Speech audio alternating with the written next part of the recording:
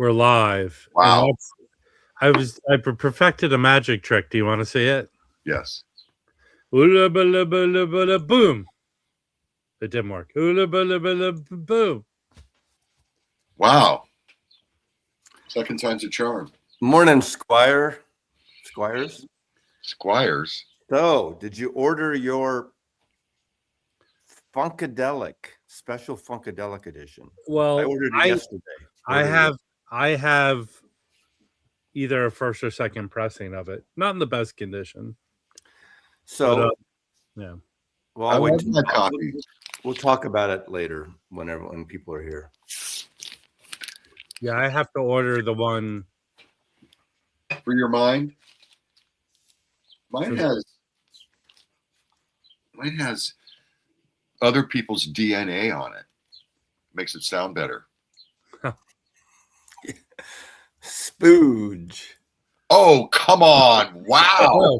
Oh, my Lord. It's one of those. I have to. Good morning. Good morning. Stop. I have a giveaway today's stream.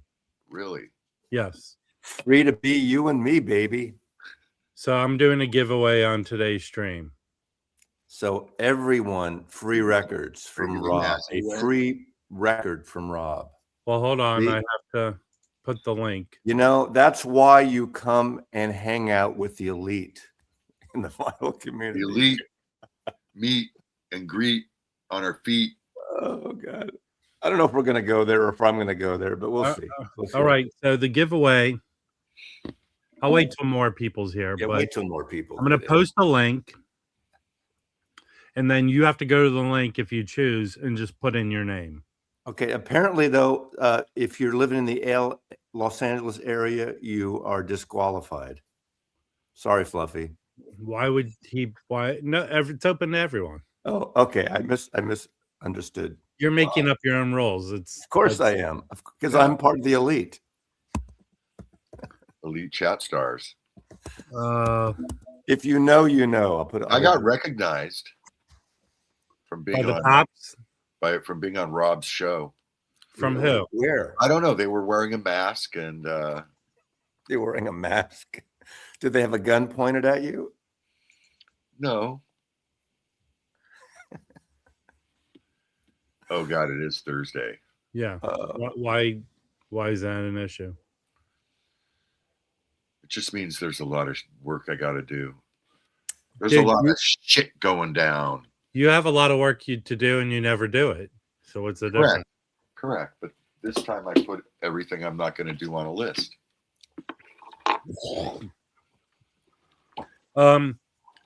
So here we'll start talking about this because we'll talk about it again. I got the box. I was the one who didn't get the box. What box? The box that had the Angelo Kelly records in them. Oh. So Angelo was very nice to send a copy, his 33 version. He sent one for Jim. I'll show it in the paper. He sent one for Jim and then one for me. And then he sent the 45 version. So the regular version or the 33 version comes with a nice insert. Yeah, they both have that same insert. And it's colored vinyl. Ooh, yours is more color than mine. Wow. That's beautiful. It looks like Saturn. It looks like Saturn or Uranus. It smells like gummy bears. That's actually a beautiful color swirl. I've never quite seen one like that. It looks it looks like the Pleiades or the Northern Lights, actually. My biggest complaint, he's wearing socks. So? What kind of statement is that? I don't know, but there's a picture of Chris Bellman when the whole back is them mastering. That's when Angelo came to LA. He's got the lyrics, pictures. It's really nice. So this booklet's in both, but I'll have to tell you without trying to sound like I'm like you're a kiss ass. I insult Angelo as much as anyone else. So, but this 45 is insanely good. It And is. I had heard it because Bellman made him an acetate, and we went to the Ingroove's house and listened to it, and it sounded so good. But the 45 is killer. I don't know if the Ingroove got 45. They got both. They got both. Apparently, the Ingroove got some damaged copies, so they are offering a bit of a discount on some damaged. I mean, this one has a kind of smush corner, but it's about the music, stupid. Yeah, my review it shows up after this show, and I did it on 3 new Manly albums, and you know that album really grows on you. And it's a grower, not a shower. The lyrics are very political at times. Okay, so here's the deal, everyone. See this religious. The sealed copy of this record. This record could be one of you could win this.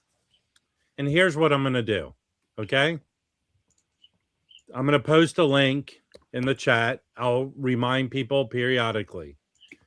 At the end of the stream, I will put everyone's name. I'm hoping this will work into a spinning wheel thing, and it will pick a winner. So here's the link in the chat. You'll go to the Google form and just type your name in. You can type in Rufus the Cat, Surface Spins, whatever, and then I will announce the winner on the stream today. Then you need to reach out to me, either however you can contact me through my Instagram, or I'll post my email, and then reach out to me with your shipping info, and I will send this copy to you, the sealed copy. Is that 33? This is the 33. No way I would send the 45. So beautiful colored vinyl. Angelo Kelly's new album. I think it's cut at RTI. I mean, it's pressed at RTI. No, it's pressed at Optimal. Oh, I made a mistake then on my video. And here's something interesting. So he's on Universal Germany is his label. Well, no, they're distributing him. He's not on Universal. I talked to him about this. He has a distribution deal with Universal. Okay, so on Universal, they're distributing. Yes. Other than not paying for anything, it's the same difference. So he's on that label. But here's what's interesting. Their distribution is called Electrola. Yeah. With the RCA dog and everything. That might be his own. I wonder if that's his own thing. I wonder, but that wouldn't be his own thing because he doesn't have. It says if you read the fine print. Got it. I mean, Fluffy, don't act like you're going to win this. I'm going to periodically, and let's see how many people have jumped to the occasion. Aren't you excited winning something from the Waxed? So he's not shilling. He's not auctioning. Right. He's not one of the elitists. He's giving away a free record to one lucky viewer. Well, I give away free records on my auctions. You know me. I'm just. But here is, guess how many people have signed up already, Mazzy? 10. No, 16.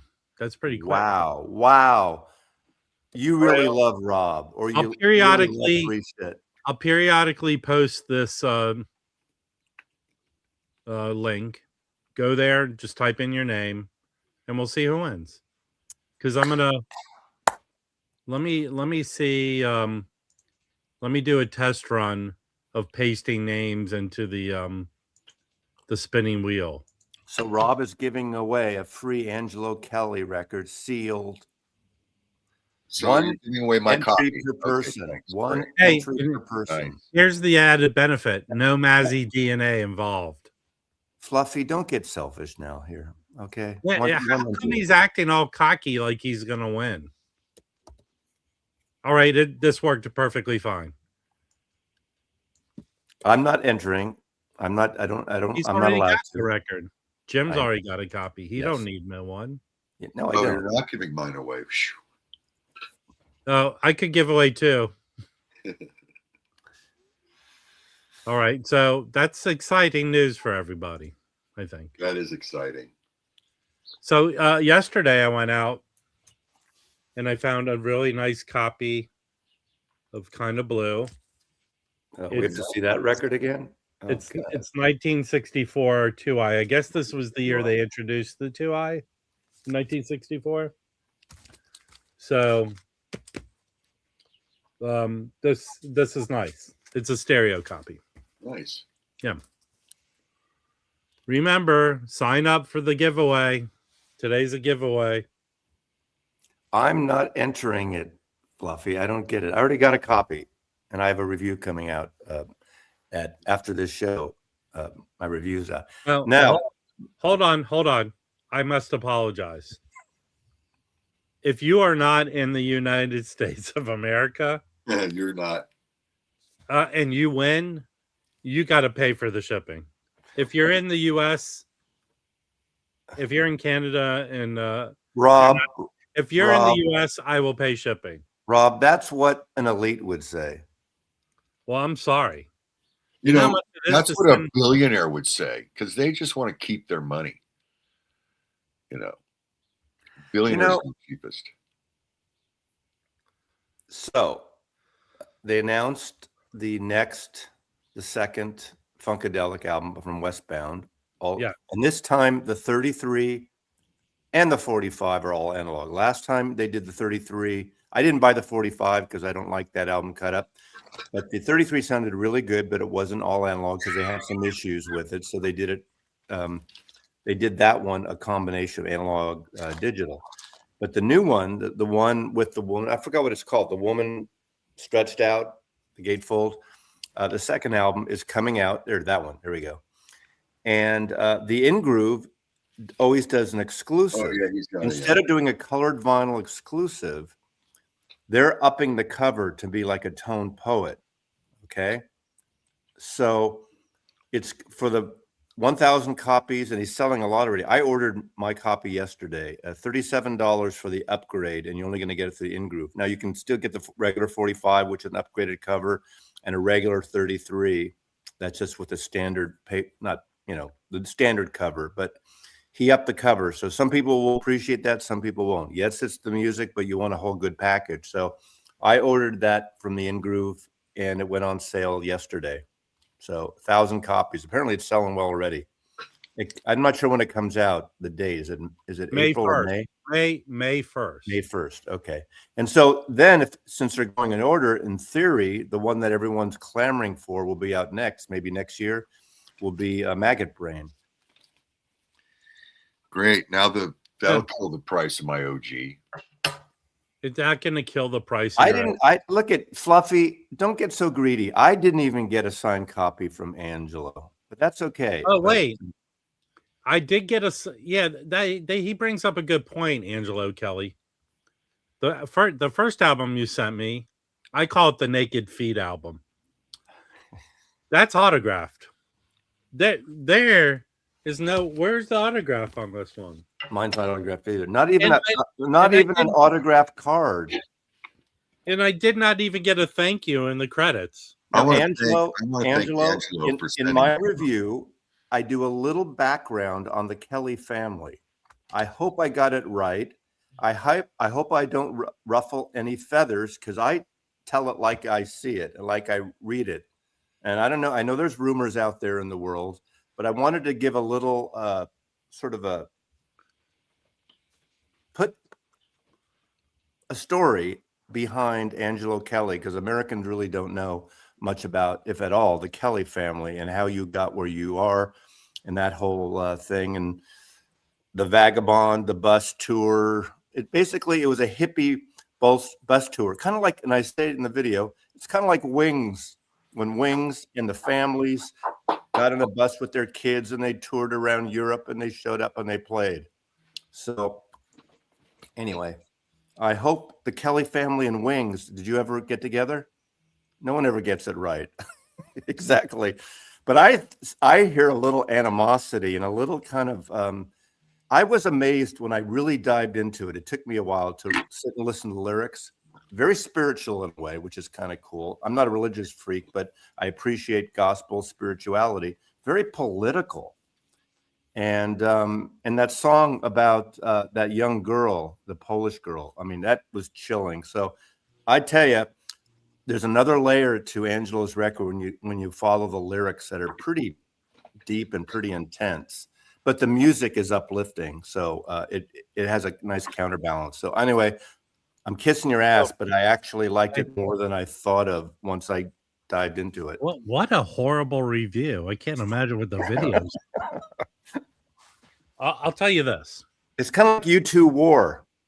My approach to listening to the album is different because I've met Angelo and I can't believe any of that smart stuff came out of that guy. But the music is so good. The musicality. It is. Yeah. I like the mix of German and Irish musicians. The musicality of it, his voice. That voice comes out of that dude is bewildering to me. The nice raspiness of his voice. I didn't hear it very raspy. He's influenced by Pearl Jam and Bruce Springsteen. Yeah, I'll tell you one thing, and I don't want to dox myself, but Angelo Kelly packs a record like a serial killer. Well, that's black gaffer tape to tape down your cables at a club. Wait, look! I want to show the inside. It's like the remnants of what he pulled from the house when he grabbed the people and found them. It's like Hey, Rufus, I did say he was born in Spain. Okay, he's born in Spain, but then the Ireland-German connection. You know. Can you put that on your review page of the album? The wax. Angelo Kelly packs a record box like a serial killer. No, I'm not doing that. No, I about Angelo's doing that. Well, I've never been to Spain. I've been to Spain, actually, Angelo. Could you sing a few more? So I don't know that song. But I kind of like to go. No. Elvis does a great version of that in Epic. E-P-I-C. Let me see what our count is up to. Hey, Angelo, are you just getting off tour? What is it? It's middle of the night now, right? Was it? It's 2 a.m? No, it's afternoon. It's 4 o'clock in the afternoon. Well done. Hold on. Dane, I'm giving away a record of the Angelo Kelly record. This one right here is being given away today on this stream. And Dane, we don't sell promos in our auctions, at least not promos we just got. Maybe like a year later or something, if it's an extra. I have to apologize, but because of serial killer shipping, it has a ding corner. Whoa. But it's good. So I'll post the link periodically.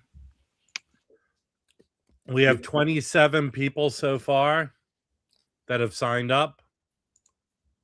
Really, nice. You can tell that Angelo is not fully German, and I love the Germans. I love the German people. No, but he's got a sense of humor, and he gets. You can tell Angelo is not humor. German based on the fact that he's not German. That's how you can tell. But he's kind of the Irish-German mix, right? No, he just became famous in Germany. Yeah. Do you want to come up, Angelo? Do you want to come up on the channel and talk, or you're just too tired now?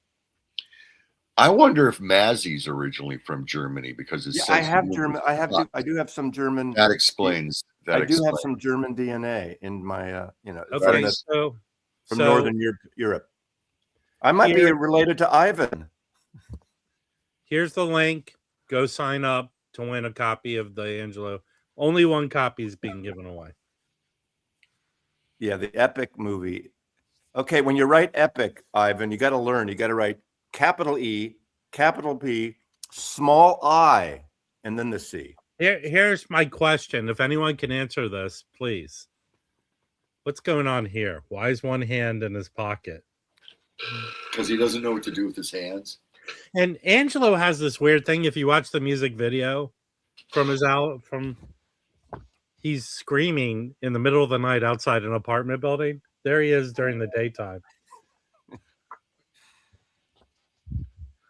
Epic was very good. I loved it. I'm not that much of an Elvis fan, but it was good. All right. Yeah, exactly. Wasn't it great? My wife was 10 years old at the International Hotel with her mom. Did you like the version? One of my favorite songs on it, the version of Polk Salad Annie. When he does, yeah, that was great. I think that was great. The buildup of it, and just I mean, For some reason, I think I've seen that before, though. It could be. Now there are a lot of clips from the documentaries, the previous ones, but there are a lot of outtakes and things put together well. It was very backstage. nice. I love the backstage rehearsals. I even liked Fat Elvis. He could still sing. Only his face was kind of puffy in some of it. They didn't show super fat, but they transitioned to Fat Elvis. No, they just sort of goes sometimes in the same song, the way it was edited together, because they would do an edit of a rehearsal into several performances, and it was fairly seamless. But you could tell it was cut because different haircuts, different outfits, really, really good. Same song, more than one show, more than one blah blah blah. Yeah. For someone like me who is a big Elvis fan, but not a massive, I don't know everything about the Elvis story and where things recorded. I realize in the comments in my video, a lot of people are really into it. And okay, I'm going to tell you, Fluffy. When I was a little kid, the Elvis movie with Kurt Russell, that's a good movie. Yeah, it is. Now, I'm kind of upset here. Why can someone like Angelo Kelly and Tone Poets and these vinyl do really nice cover packages? Yeah, I know I talk about the music, but I like cover packages. But okay, I got this yesterday. I haven't opened it yet. This is a soundtrack to the Man on the Run McCartney thing. Okay, we'll do an opening here. I don't do unboxings, but it's kind of like a fucking cheap cover. Paul McCartney, really? You're doing a soundtrack? In the old days, soundtracks like classical music used to cost $1 more than a regular album. So original soundtracks are $1 more, and you get a better cover. Look at Help and look at Man of La Mancha and Sound of Music. This is like a cheap ass cover. And it's hold on, Mazzy doesn't do unboxings. I didn't. I did I unsealed it. All right. So you got this is not an unboxing. It's not there's no box. There's no fucking box here. Hey, here's the deal. I watched 15 minutes of the movie, Mazzy. Yeah. And I turned it off. It's a good movie. It's the same rehashed boring stuff. It's a good movie. They don't even concentrate on Paul McCartney. They have to go into others' nonsense. Well, that's when someone fucking reviews a movie and they watch 10 minutes and turn it off, you can't review a movie. That's so bullshit. I didn't say this was a review. This is like your unboxing, me talking about the movie. But I don't know. I just think Paul McCartney could do better. The MPL, that's kind of a cheap. It's not a very inspiring track list. There's a couple of rare things somewhat, but not really. So, of course, for the collection, I had to get it. But yeah, I mean, especially since 3 months ago, they put out a decent multi-set Wings comp. So anyway, sorry, Paul. We'll phone you. Rex, you're not wrong. You're not wrong. The movie's the same stuff we've seen before. It's not all, but how can you talk about a movie when you watch 10 minutes of it, of a 2-hour movie? Well, if you know anything about filmmaking, I watched half of it, and I disagree, Rob. I think you missed. There's a lot of shots of sheep. There's a lot of sheep. If you listen to me, in meadows. If you know anything about movie making, you have the first 5 to 10 minutes to grab people's attention. Well, I thought it was good anyway. The documentary is better than the soundtrack. I mean, if you're going to make a doc about Paul, just make it about Paul. We don't need the Beatles shit in there. I think the sheep are a big part of it. Paul was into sheep. That's my dad. Hey, Arnaldo, are you watching, Arnaldo? I just saw your comment on my video. Are you watching here, Arnaldo? Yeah, say his name 3 times and it'll appear. Arnaldo, 3rd time. I'll send your package out today, Arnaldo. If you're watching. Jazzy Jeff. Yeah. I'm sure. Yeah. Oh, those are fine. But also the 33s Chad does are great too. I've heard it's. I'm sure it's Astro Week sounds. Apparently, it sounds really good. So, what really is really good. I said this before. I know he just did Moondance too, but I tell you, don't sleep. If you like that record and you're someone who's buying multiple copies of Moondance, buy the 2-record set that came out 2 or 3 years ago, that has the new Steven Wilson mix. So that it does have a digital step, and a second disc of demos and alternate versions, and that's cheaper than Chad's version, and it's excellent sounding. Plus, you get the extra music. That is an extra version. Oh, are you sending Angelo a link? Yes, he only likes email. He is not tech friendly. Okay. Wow. Why inbox him through Instagram? We actually had a conversation about his record. I had some questions about it. I have 2 versions of this record. 2 versions, John Yoko? Oh, this is a re. Is that a Friday's Music or a 2 Men and Beards? 4 Men and Beards? Right. It was emailed to you, Angelo Kelly. Oh, no, this is England. It's from England. This is the British version. Okay. Direct metal mastered from this. This is some sort of a British reish. Yeah, different the Steven Wilson version. Yeah, well, Steven Wilson works in the digital domain. Yeah, exactly. And oh, by the way, I did listen to the Jellyfish last night. Finally, I didn't compare yet. I'm going to do that today to the Omnivore and the CD. It's fucking excellent. It's got balls. It's really good. Now, just playing it, and I blasted it. It sounded really good. I haven't compared it, so I will see how that goes. I'm sure the CD is great. I bet you the CD is as good and maybe even better, but we'll see. And the Omnivore is good, as I recall. But it'd be interesting. I listened to the Omnivore, the OG UK, and the new reissue. All right.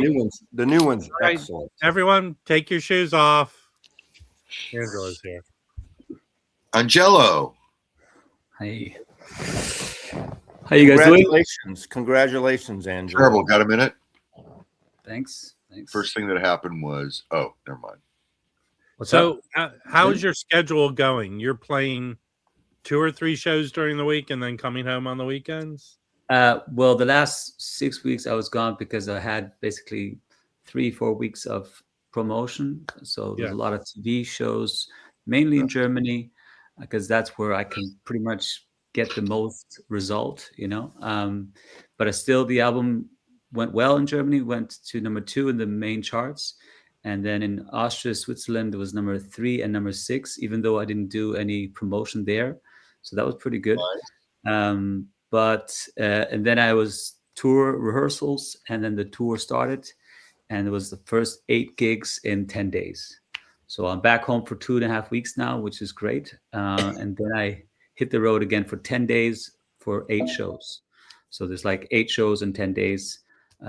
With bit of a gap here and there for the voice, but that's how the rhythm is at the moment. Yeah. And they all went well. Yeah. It was the 8 shows were 6 of them in Germany, 2 in Switzerland, and it was good, well received, good gigs. I think the first one was a bit, bits and pieces that were still not fully there yet, but people didn't notice, so it was good. Yeah. I saw the one show you posted clips of where you looked like it was like an older theater. Yeah, that was everyone was on top of you.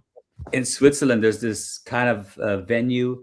It holds like 600 people, but it feels like they're all right next to you. It's really quite unique, and it goes over like 3 or 4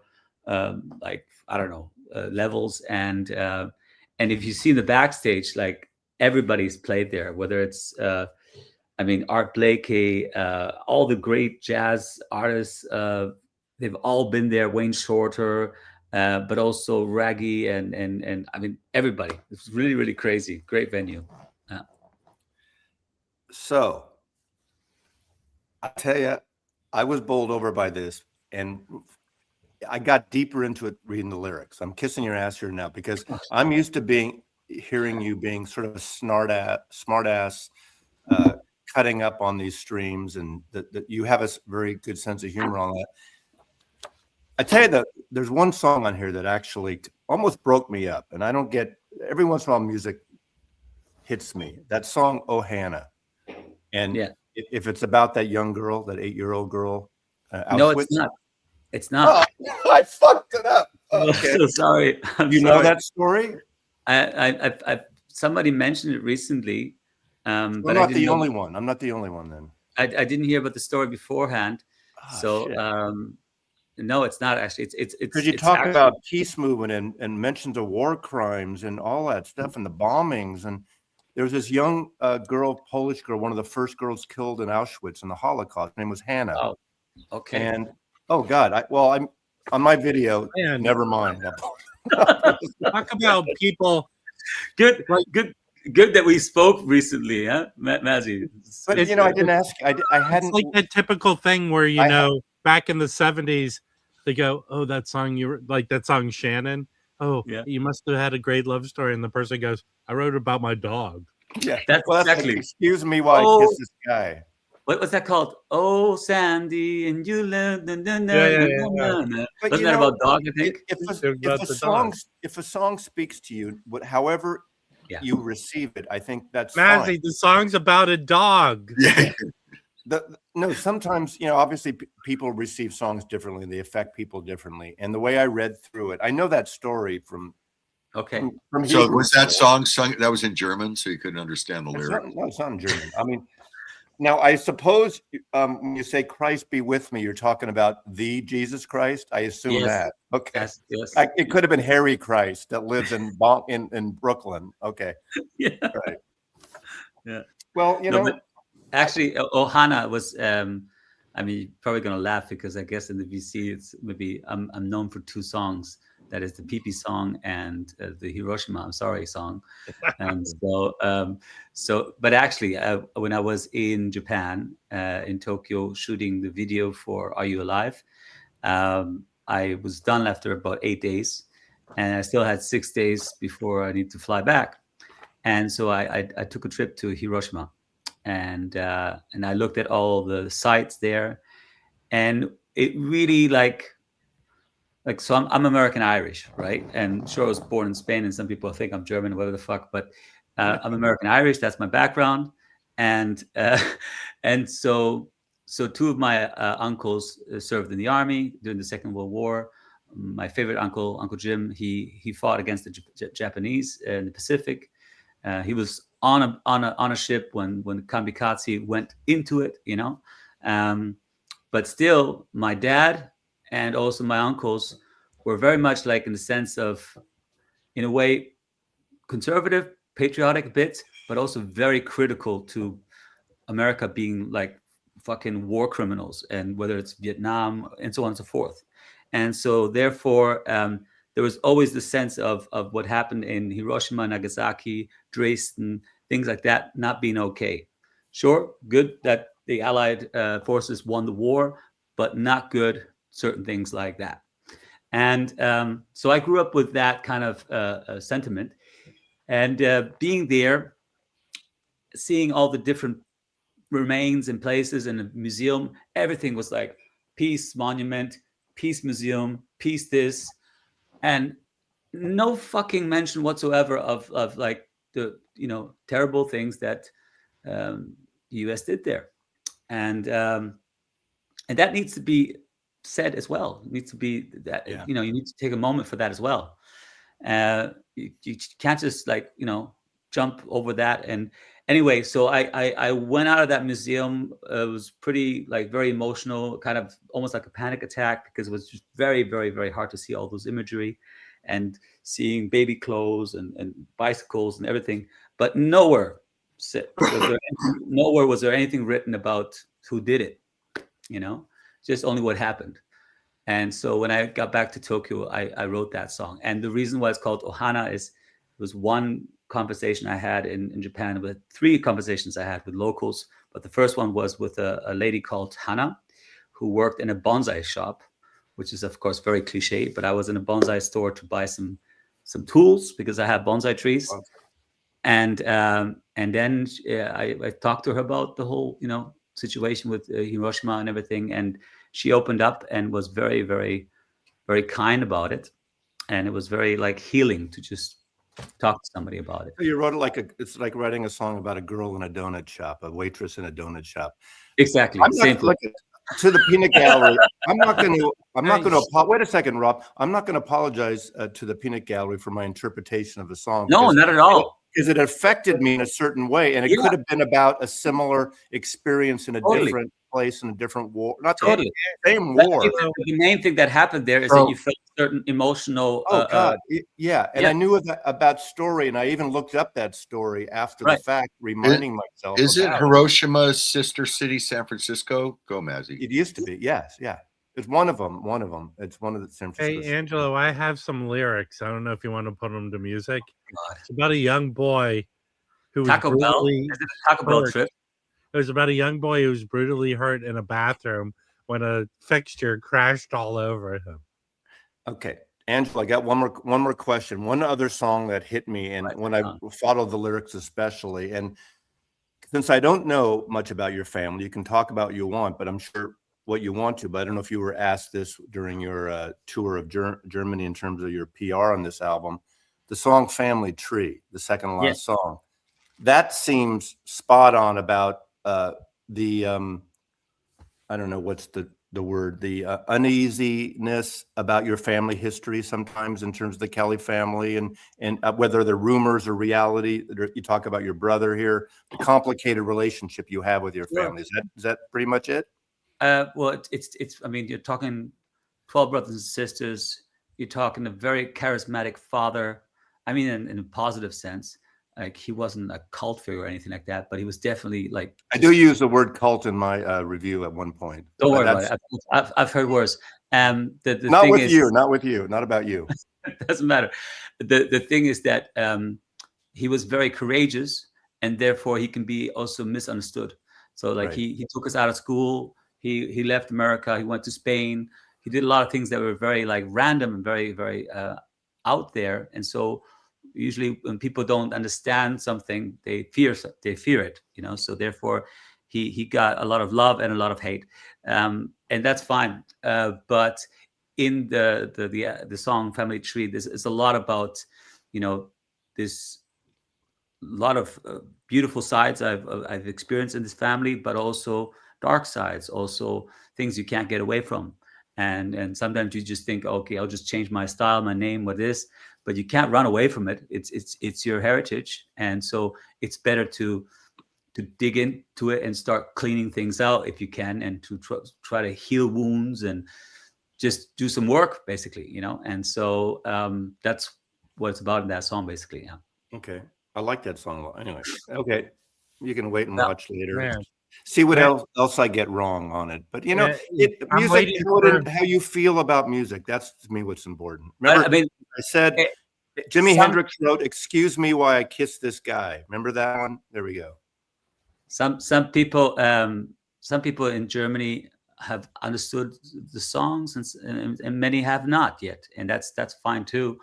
But like the last song is about my alcohol addiction and being an alcoholic for a number of years, and but it took me 4 years to be clean to be able to actually finally write a song about it. And so not that I ever did think I have to write a song about it now that I'm clean, but eventually it did it did happen. And the difficult thing about that song is not so much saying, oh, I used to be an alcoholic and now I'm not. It's much more the hurt I caused to my wife, to my family, to people around me, and to really dig into that is that's tough. That's tough to really put it in words, and but it's also healing, and it's also good. It helps. Great. All right. I go to on and on and on and on because I talk too much. Well, thank God Harry's not here, because we wouldn't get a word in. I'll say, now how many copies of the 45 did you make? I made just 1,000, but then I had to print another 500. Just 2 weeks ago, I had to give the green light for that because I didn't expect many people to buy that one. I thought it'd be just for some people who are curious to compare, or for me also to see what happens with the same source. But quite a few people bought them, so we printed another 500, and I think we're going to do another 500. So that probably might grow over time. Now, does the In-Groove have the 45s? He's got some, not many. He's only got like maybe 20 or 30. Yeah, I'm telling everyone right now. I'll tell you guys, sending records over these days has gotten so difficult. Like it takes forever. Well, they're more difficult when you pack like a serial killer. Now, to be fair, I was in a rush. I was like really like I just got a few copies here, and I had to leave the very next day. And I was very generous of you to send what you sent. Thank you very much. Actually, he also sent me. It's somewhere around here. He sent me a nice blue note. Now, but here's the one thing I'm going to say, Angelo. I wouldn't be. I'm kind of joking, but this. I'm not even going to go in the arena that it's a night and day difference because I listen to both. But what Chris Bellman, I don't know what goes into mastering the changes to do it for 45 versus 33. But I can honestly tell you, and it's not like it's one song per side. It's like one side has 3 songs on it. Yeah, well, the difference is between like 10 minutes or 18 minutes, so there is definitely double the amount of space basically. But I'll tell you that what's the price difference between the 45? Well, in Germany, the 33 is like around 32, 33 euros, which is probably like $35. And then the 45 is 40 euros, which is like $45. But the In-Groove has them both cheaper because I just sent him a bunch. I said, sell them, whatever, and we'll figure it out. And yeah, I'll tell you. Don't do that to Mike. Don't tell him that you. I'll tell you right now. If you're gonna go buy it, if you're gonna go buy it, buy the 45. I think so too. Yeah. You know me with 45s, but what I even said, and I know I'm going to get flack from my other viewers who don't know Angelo and don't know him.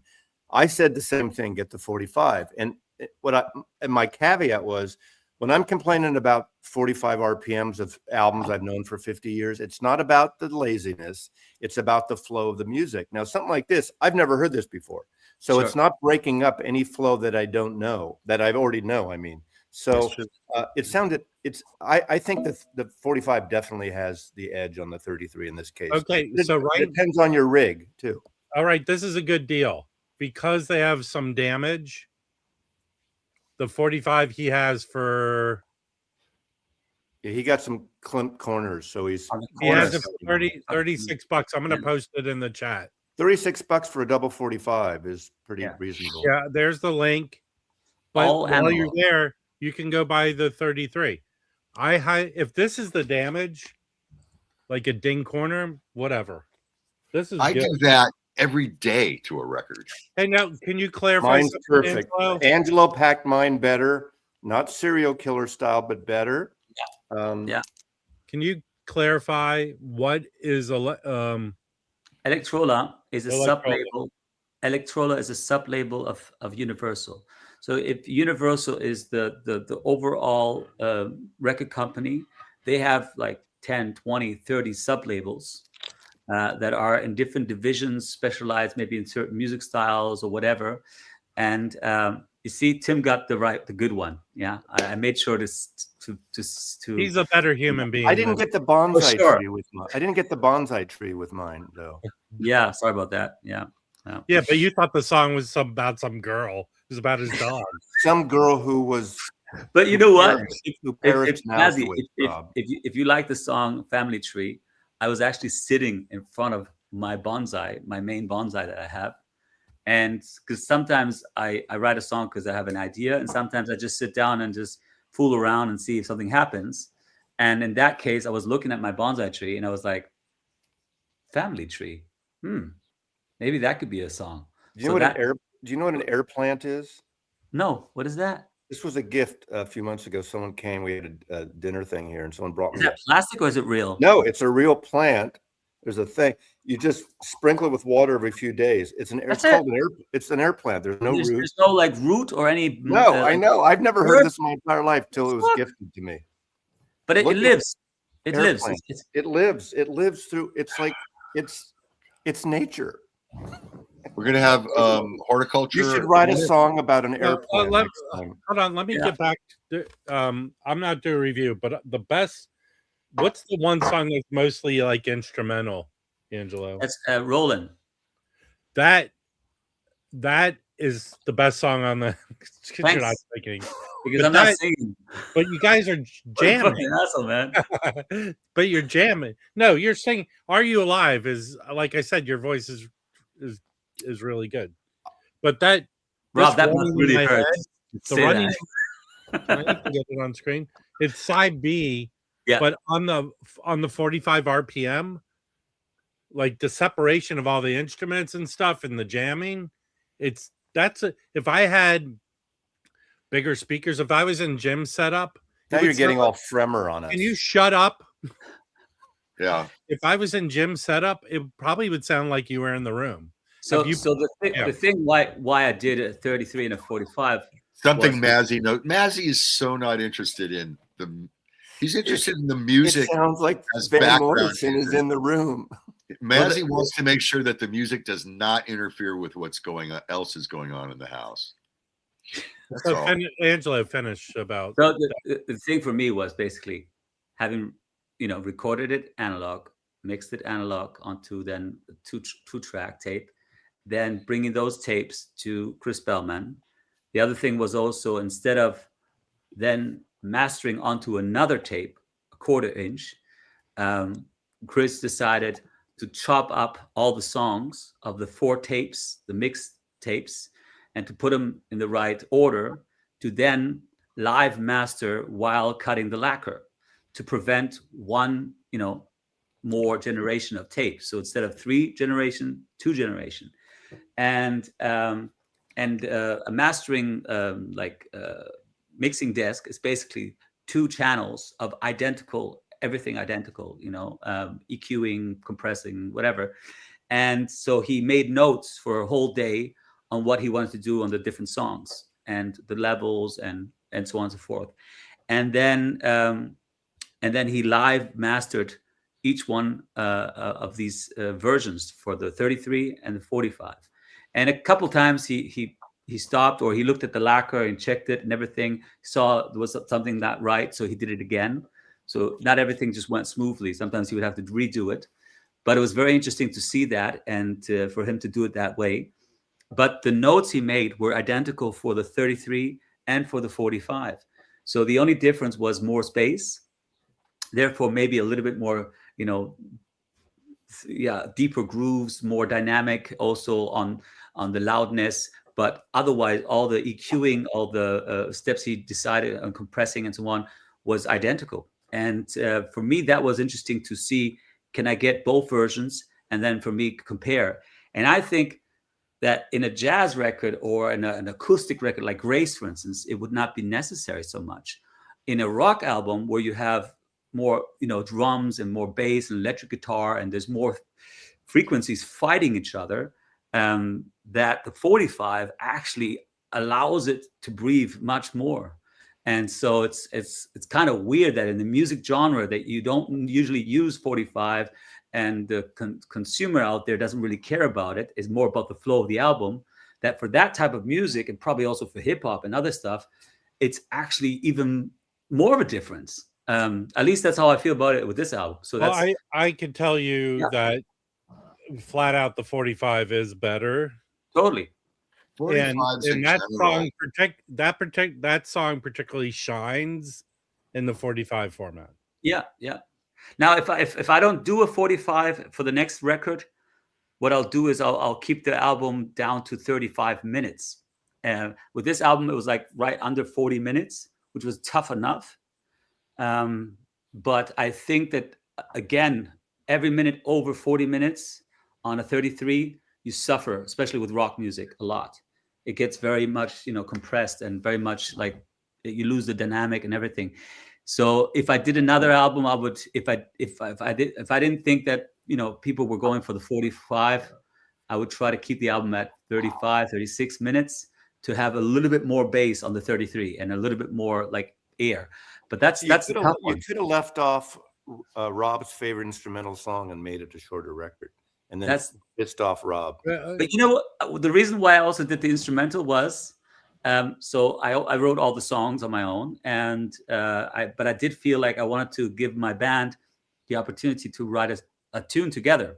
So they get the publishing with you. Everybody shares. The seven of us. We share all the rights of that song. And so the Beatles did that on Magic Mystery with Flying, that instrumental. Okay. All 4 Beatles wrote it.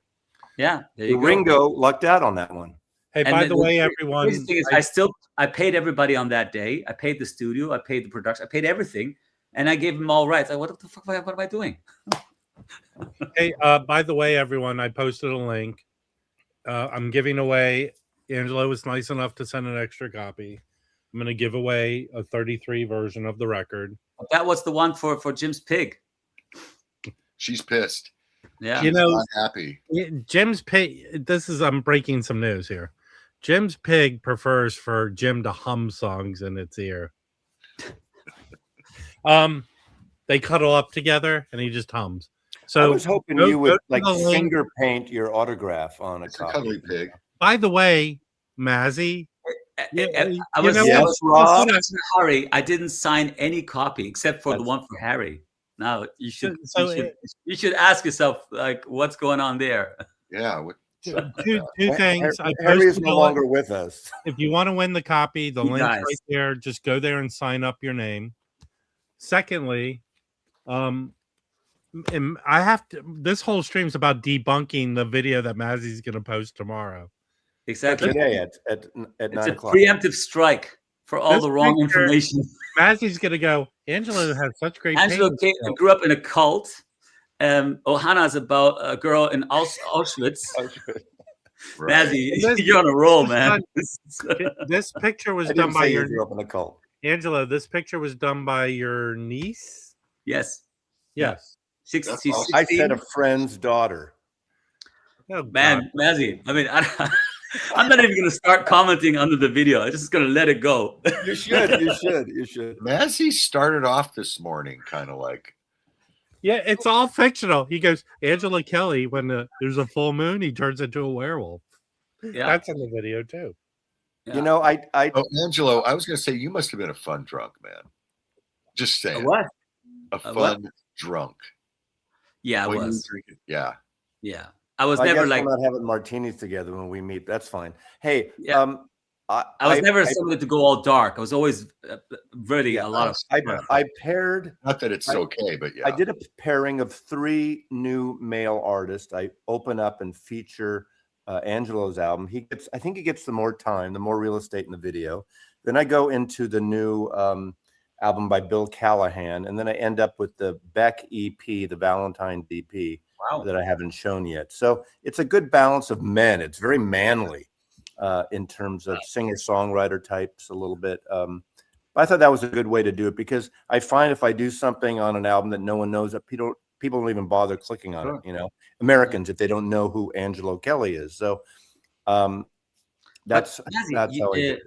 Did you get made it a combo pack? Smart.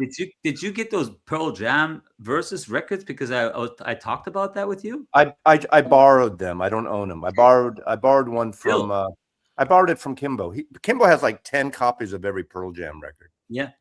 So I just borrowed it. Did you have a listen to that record? What did you think? Oh, I've heard it before. I have a CD of it. Okay. Yeah. No, I know the record. Not really well, like Kimbo, or most people. I like it, you know.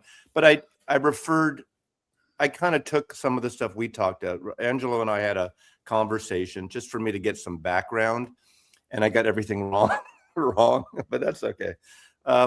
You know, it's about your response to music, and that's where I was totally faithful on, and for me, at least my personal take on it. And it definitely hit me in a way, and how I interpreted songs, and even when I talk about this, because you know, all of a sudden I see a song about Christ, I like I start itching everywhere. But then again, all the stuff, the Christian Life by the Byrds, all the, the gospel stuff. I'm a big fan of that music. So I appreciate when people sing about and talk about their faith, but don't fucking sell their faith and put it on me. And you don't do that. So if it comes from the heart, then I think I'm good with that. You don't have to feel like you're being kind of manipulated. Now is the music digital, or how are you doing digitally? Say it again. Well, we have it as a CD, and that's still, I mean, sells quite a bit, more than the vinyl still, even though the numbers are down. And then of course streaming is on all platforms there. There's only one song on the 45 that I don't have on the other versions. And I would advise everybody to get the 45 from the sound, but actually from the flow, I still see that one song that I put in there as the weakest song. And I don't really see it as part of the album. So I'm maybe contradicting myself. But yeah, there you go. It's fine. Yeah. I mean, we don't, obviously, when Mazzy gets everything wrong, I mean, it's the interpretation of the person. I thought it was fine. I mean, the 45, again, is spectacular. So, but I had heard it before when we played it at the In-Grooves. But obviously, we didn't listen to the whole album. I've heard about it. Haven't really heard it, but I've heard about it. So your copy's over near the heater melting. Is Germany the biggest country selling it? Is that the mostly in Germany, or what about like Spain and other countries? Yeah, for me, I mean, like on the tour, for instance, I have 48 shows this year in 8 countries, but 35 of those shows are in Germany, because it is the biggest touring country in Europe, and it is also, you can play in a big city every night. Are you doing an in-store performance there's a small record store in Dusseldorf? Are you doing that? I did like a little event in a store in Dortmund, which is a great record store. Friends of mine that own it, but I also did it there because they're one of the few small stores, independent stores, that registers everything that will count in the charts. So like some small independent stores, they might have your record, but when they sell it on the same week, those don't get counted for the charts. So if you do an event there, you're kind of wasting your resources in a way, So basically, I did an event in Dortmund at the store because sold another, I don't know, what was it, 100, 120 copies.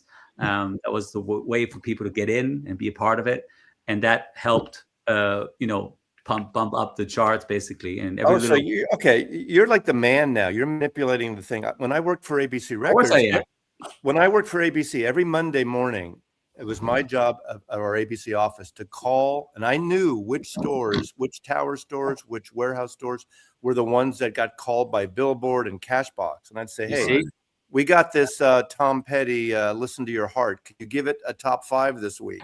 It wasn't even based on reality always. Wow. And I'm competing with the Warner Brothers and the Columbia and all that stuff. So before, I don't know if you have it in Europe. We have SoundScan here, now. I don't know if you still have it, but in the 90s, they switched from that type of calling to SoundScan, where it's actually sales based on computer sales. So that's how it is. That's how it is now. Whereas in the 90s, so now it's sales, and it's also the amount of income it brings in the first week. So that's why some hip hoppers, rappers will have like a fan box with a t-shirt and all that fucking shit and everything. And so, there are ways of tricking, I guess. But the thing is, in the 90s, there used to be guys that would call up stores and say, hey, you guys got, I don't know, 1,000 CDs of this album. Please put it in your books that you sold 800 of them this week, and but then you'll sell them in the next few weeks, and that would get artists higher in the charts. So there was a lot of tricking around back then. Absolutely. I can tell you, really nuts. I can tell you, Angelo, in the movie business. So companies like the one I work for do these tracking studies, and basically that is what they come out and predict the box office. Yeah. So, like when a movie's going to open this weekend, they say insiders are saying the movie will open to this. Right. And it's based on those studies. But I can honestly tell you, someone from Disney will call up and go, "You're calling it too high. Lower it." Right. So when you hear they go, "Well, they're thinking the movie will open to $80 million," they fuck around with those numbers. Yeah, of course. Well, that's why in the sometimes it's like fake it till you make it. Sometimes it's just whatever. It's just, That's why in the 90s, after all that rock and roll boomer shit that was high in the records, when SoundScan hit, literally the next week, all of a sudden, for the first time, country, rap, and metal music hit the tops of the charts. And it happened again recently when they went from estimating independent record stores like 5 years ago to plugging them in, and the numbers went crazy. Right. It went nuts. Exactly. Actually, here's another thing, Fluffy. When a movie's number one, it's not the U.S., it's North America. It's the U.S., Canada. So that's another misnomer. The box office is for North America. It's not just the U.S. There's also another difference in the U.S. There's a sensation of all these different charts for music. Yeah. Like there's like pop charts and country charts and all Adult these different stuff. I've never understood the adult. Do they translate those movies into Canadian immediately? Go back to sleep, Jim. Have you ever? In England or in Ireland or in Germany, you've got one main charts. That's Have you ever performed in America on any kind of? I know you don't have an audience here, so no. I mean, I was there mid '80s. Like I was a small kid. So you never opened for Hannah Montana or someone? Or? No. Okay. Disney wanted to make a movie with us. But we would have had to sell our rights for the whole. You could have been the next Swiss Family Robinson. There you go. Yeah. Yeah, you could have been the next Partridge Family. Exactly. Or Well, we were actually very much in touch with William Morrison agency, and they wanted to do like a whole like half a year promo and a big Sony World deal and all that stuff. But my dad wasn't really into like selling out all the way, and also we were just too busy. I mean, we sold 25 million copies. You had a given instead of what may have happened, may have been, no, we were big enough to say no to all that. I got that right in my video. Yes. Wow. I don't know if Angela, you're familiar. There's this chick. She's actually married to the singer. She's married to the singer Stephen Bishop. Her name is Liz, and she has a social media account. I think it's mainly on TikTok. This is the chick. Well, she's like a business manager, and she'll over-explain all these deals and everything.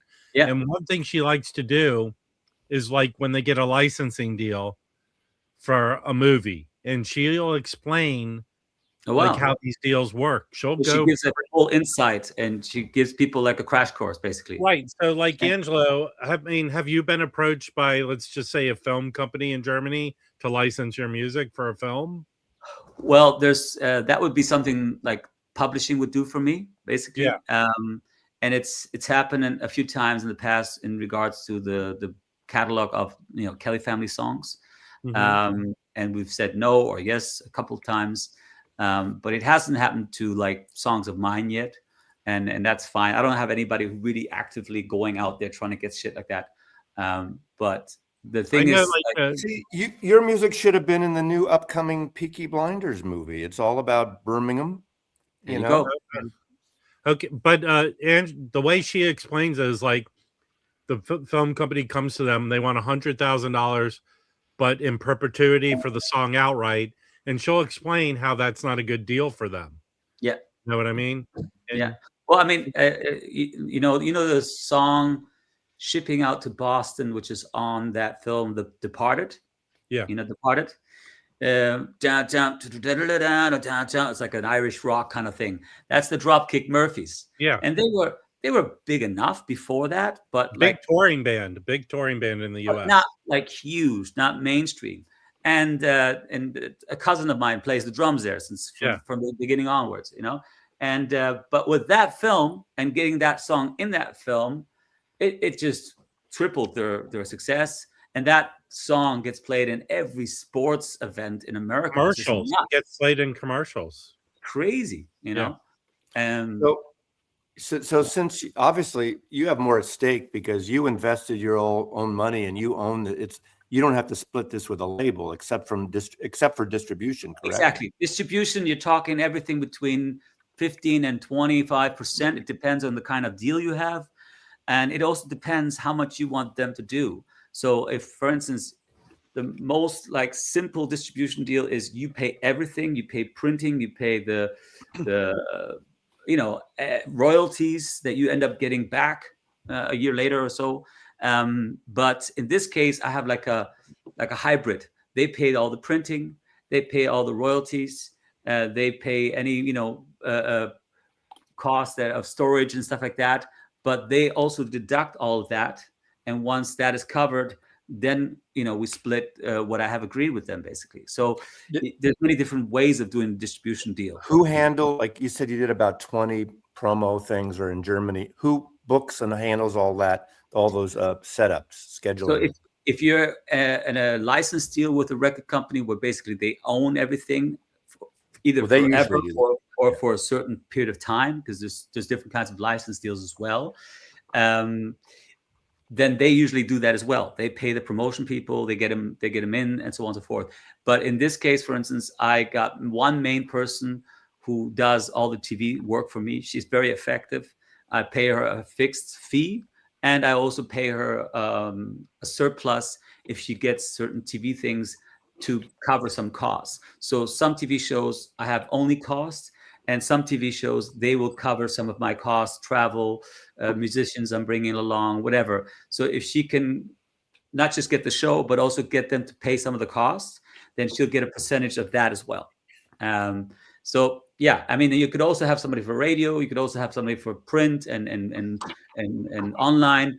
But you really have to ask yourself, like, where are your strengths? My strengths are in TV. That's where I know I work well and I can get good results.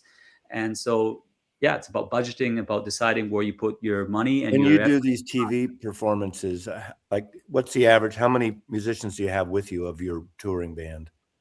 I had actually only one show. I had 4 musicians with me, and on tour I have 6, because it's not just the musicians. It's also like 2 of them are from Scotland. One lives in France, but he's Scottish. And then it's travel, it's time, it's all that as well. So there's nobody in your band from Auschwitz.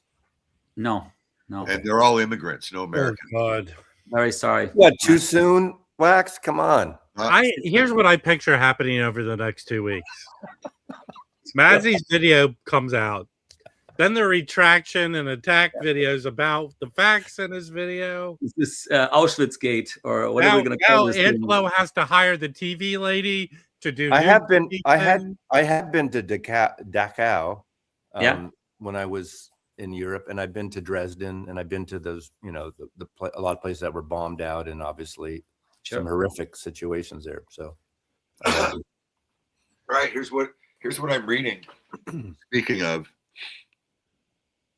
Kurt Vonnegut, Mother Night. Speaking of, does it have something to do with Zappa?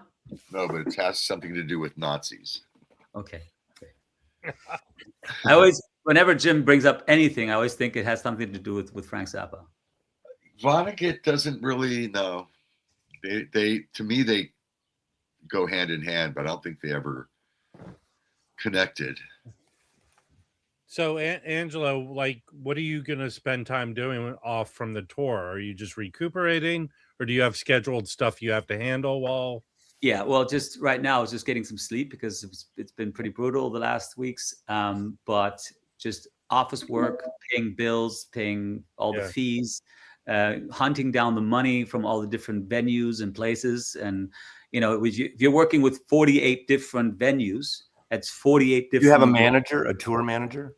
Yeah, I have a booker who's basically somebody who I work with for about 20 plus years. And he basically does all the pre-work. He's with me on tour, and he also does afterwards, making sure we get the report, we get all the money, and so on and so forth. And then I have basically my eyes on all the different areas, try to make sure everybody gets. That's a lot to juggle. That's yeah. That's why having a good manager can be good, and a fucked up manager can be horrible.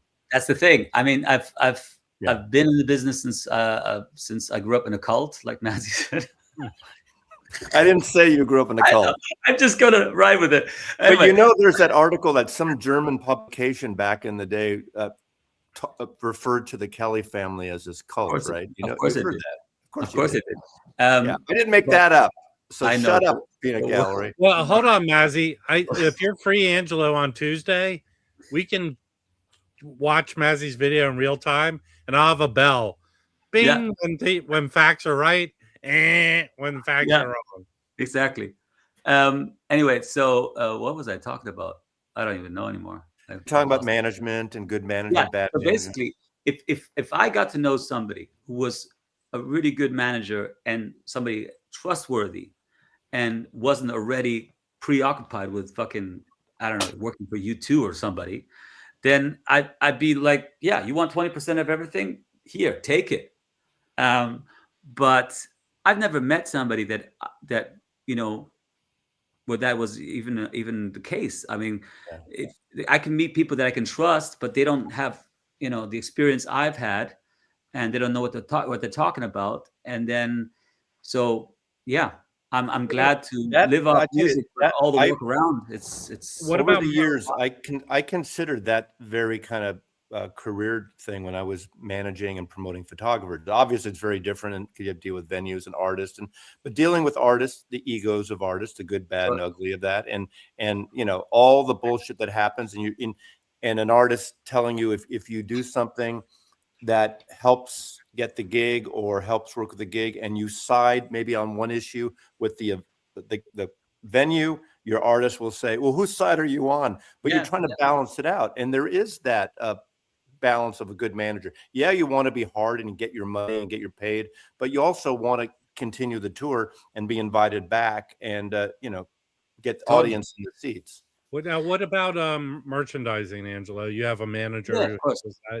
We have merch on tour, and but like that's something when I was still in the family band back then, like late 90s, early 2000s, I already started taking care of the merch back then.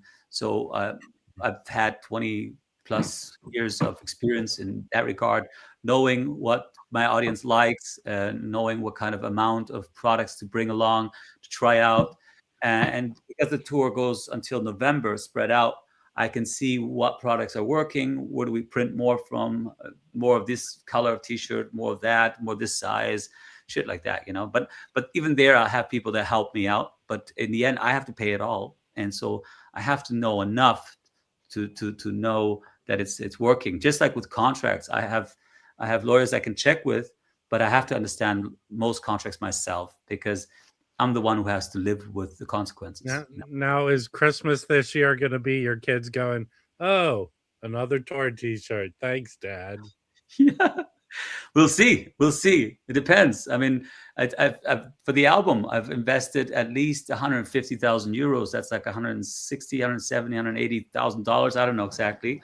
And that's the album. That's promotion videos, and to get that back these days is pretty tough because streaming doesn't bring a lot of money, and the physical products themselves, they cost printing wise as well, and distribution and all that in between. The shop takes a part and all that, so it's going to work out fine, but it's not like you don't get rich with albums anymore. You can be very glad if you're able to produce high standard and get it back in to recoup so that you feel confident to put that into another album, because otherwise if you go 3-4 albums after another in a minus, that's not a long term.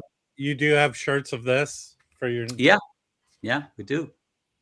Mazzy would look good at it. I think so.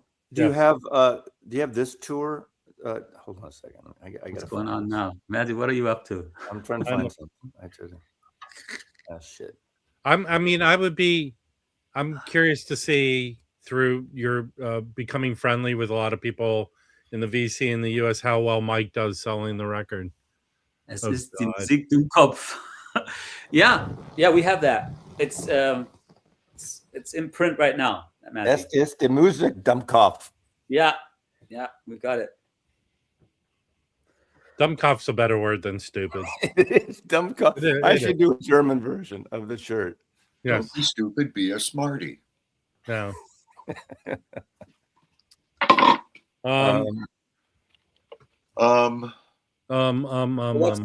What did I miss in the last, I don't know, 2 months of not really being able to participate? Rob was alienating people. Yeah, it's a circle. It's the same thing that circles around. We do have this Vinyl Con thing coming up in LA. Seems like a bunch of people are going to come out for it. So that will inevitably have drama attached to it, and we'll have stories to tell from it.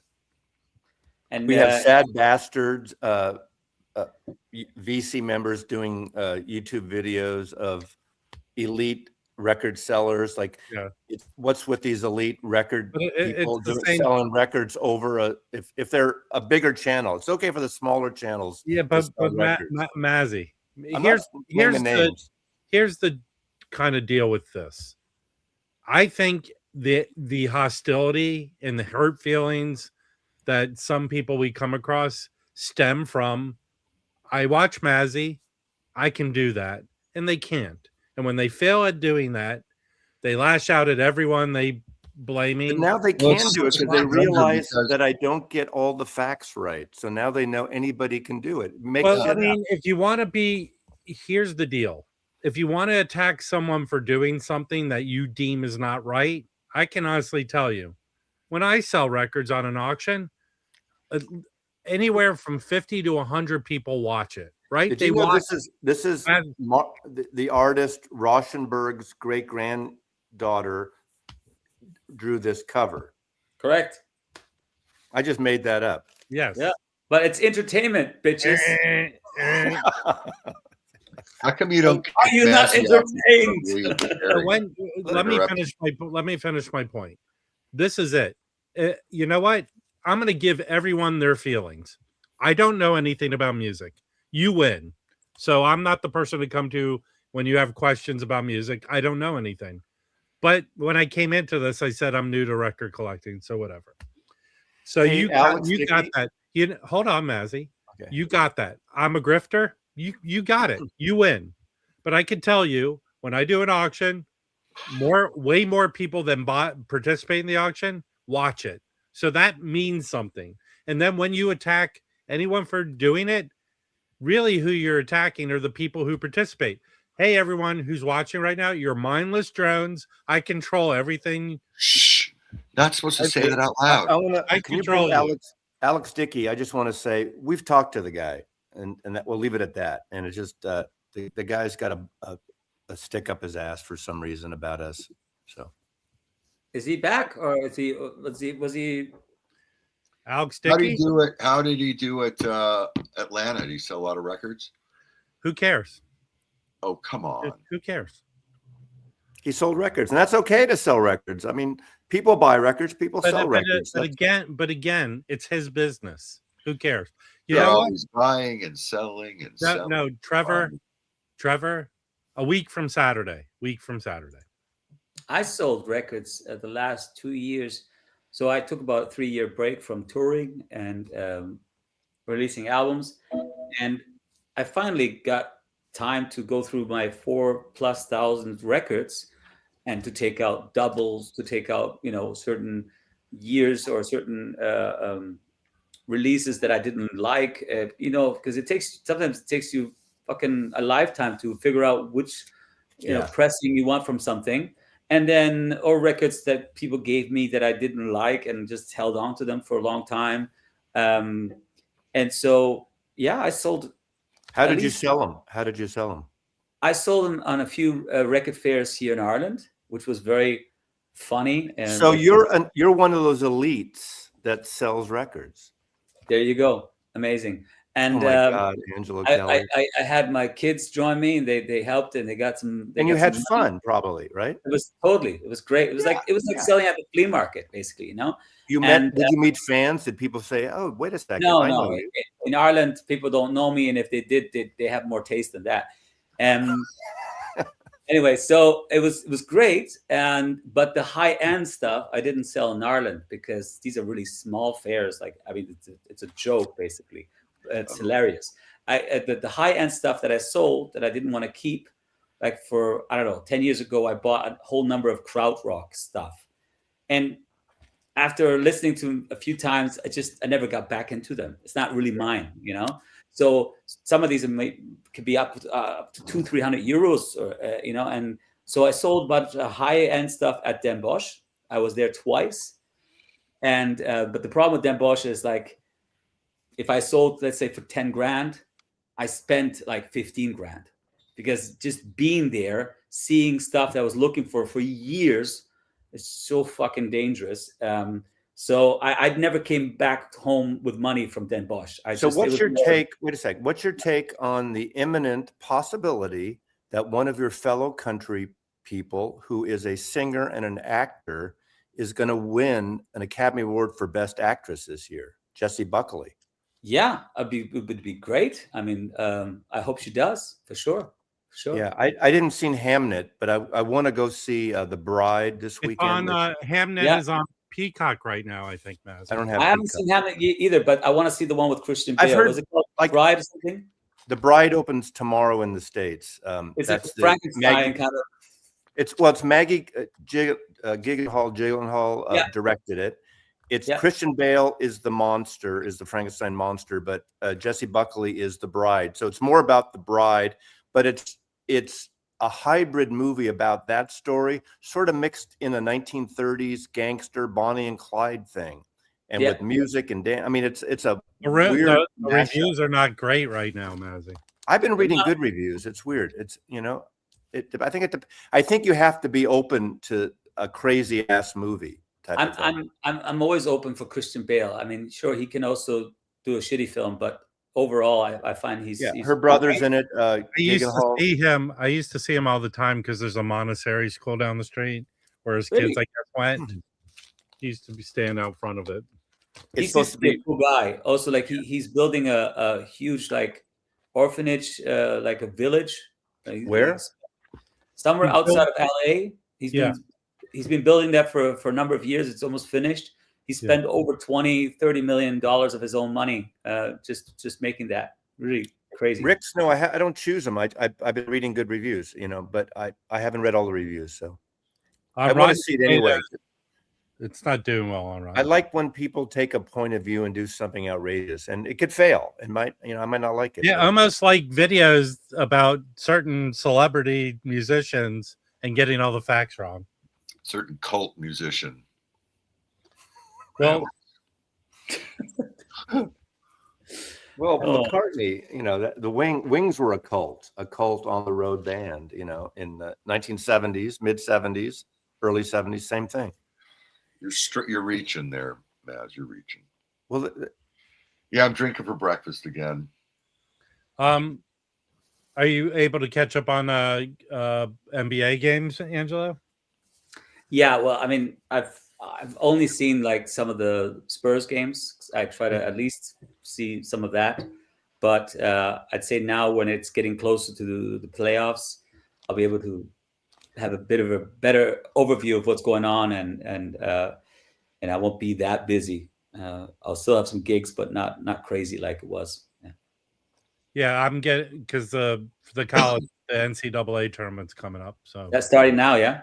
Yeah, next weekend, all the conference tournaments happen where the teams play in, right? Get in the NCAA tournament, and my team's good this year, so that's what I've been following. Although I watched the Clippers game last night where they slapped the Pacers. So yeah, the trade deadline was pretty crazy this year. A lot going on for sure. Yeah, the Clippers play the Spurs coming up. Wait. Hold on. Let's do one last post for the giveaway. For the giveaway that people that haven't signed up yet. Rob is giving away a 33 copy of Angelo's Kelly. Giving away. I'm facilitating. Okay, I'm gonna give you guys an insight. So Mike from the Ingrove, he got 3 copies of the 33 and 2 copies of the 45, and he still has them all. None have been sold yet. No, he sold some. I'm joking. Have you? But I mean, has he told you how well it's doing? They're not selling like hot cookies or anything. Well, right now you can get. God damn! I'm ready for hot cookies right now. Shit. Right now you can get the 45, which I highly recommend. There's cosmetic damage for $36, which is a steal. Here's a link to it. I highly recommend. So let me see how many people have signed up so far. I'll give another couple minutes and then I'm gonna do the giveaway. Okay, while Angelo's here. Can I? How many times can you sign up to win? Can I? Rob, we can't sign up. Who wins it? Can I say I don't want them to win it? Yes, 100%. Okay, very good. Your hatred towards people is what I live for. Super. And then another response. One great thing of hanging out with him and with Angelo in person is the long list of people he just does not like. Very long list. Like his nemesis, Garfunkel Jr. Garfunkel Jr. Exactly. I can't imagine. I'm sorry. The guy can sing. He sounds sort of like his dad. I can't imagine people flock out to go watch him sing. I just submitted 20 responses. Well, Jeff, I appreciate. Here's the deal. Could I make more money selling records in other ways? Of course I could.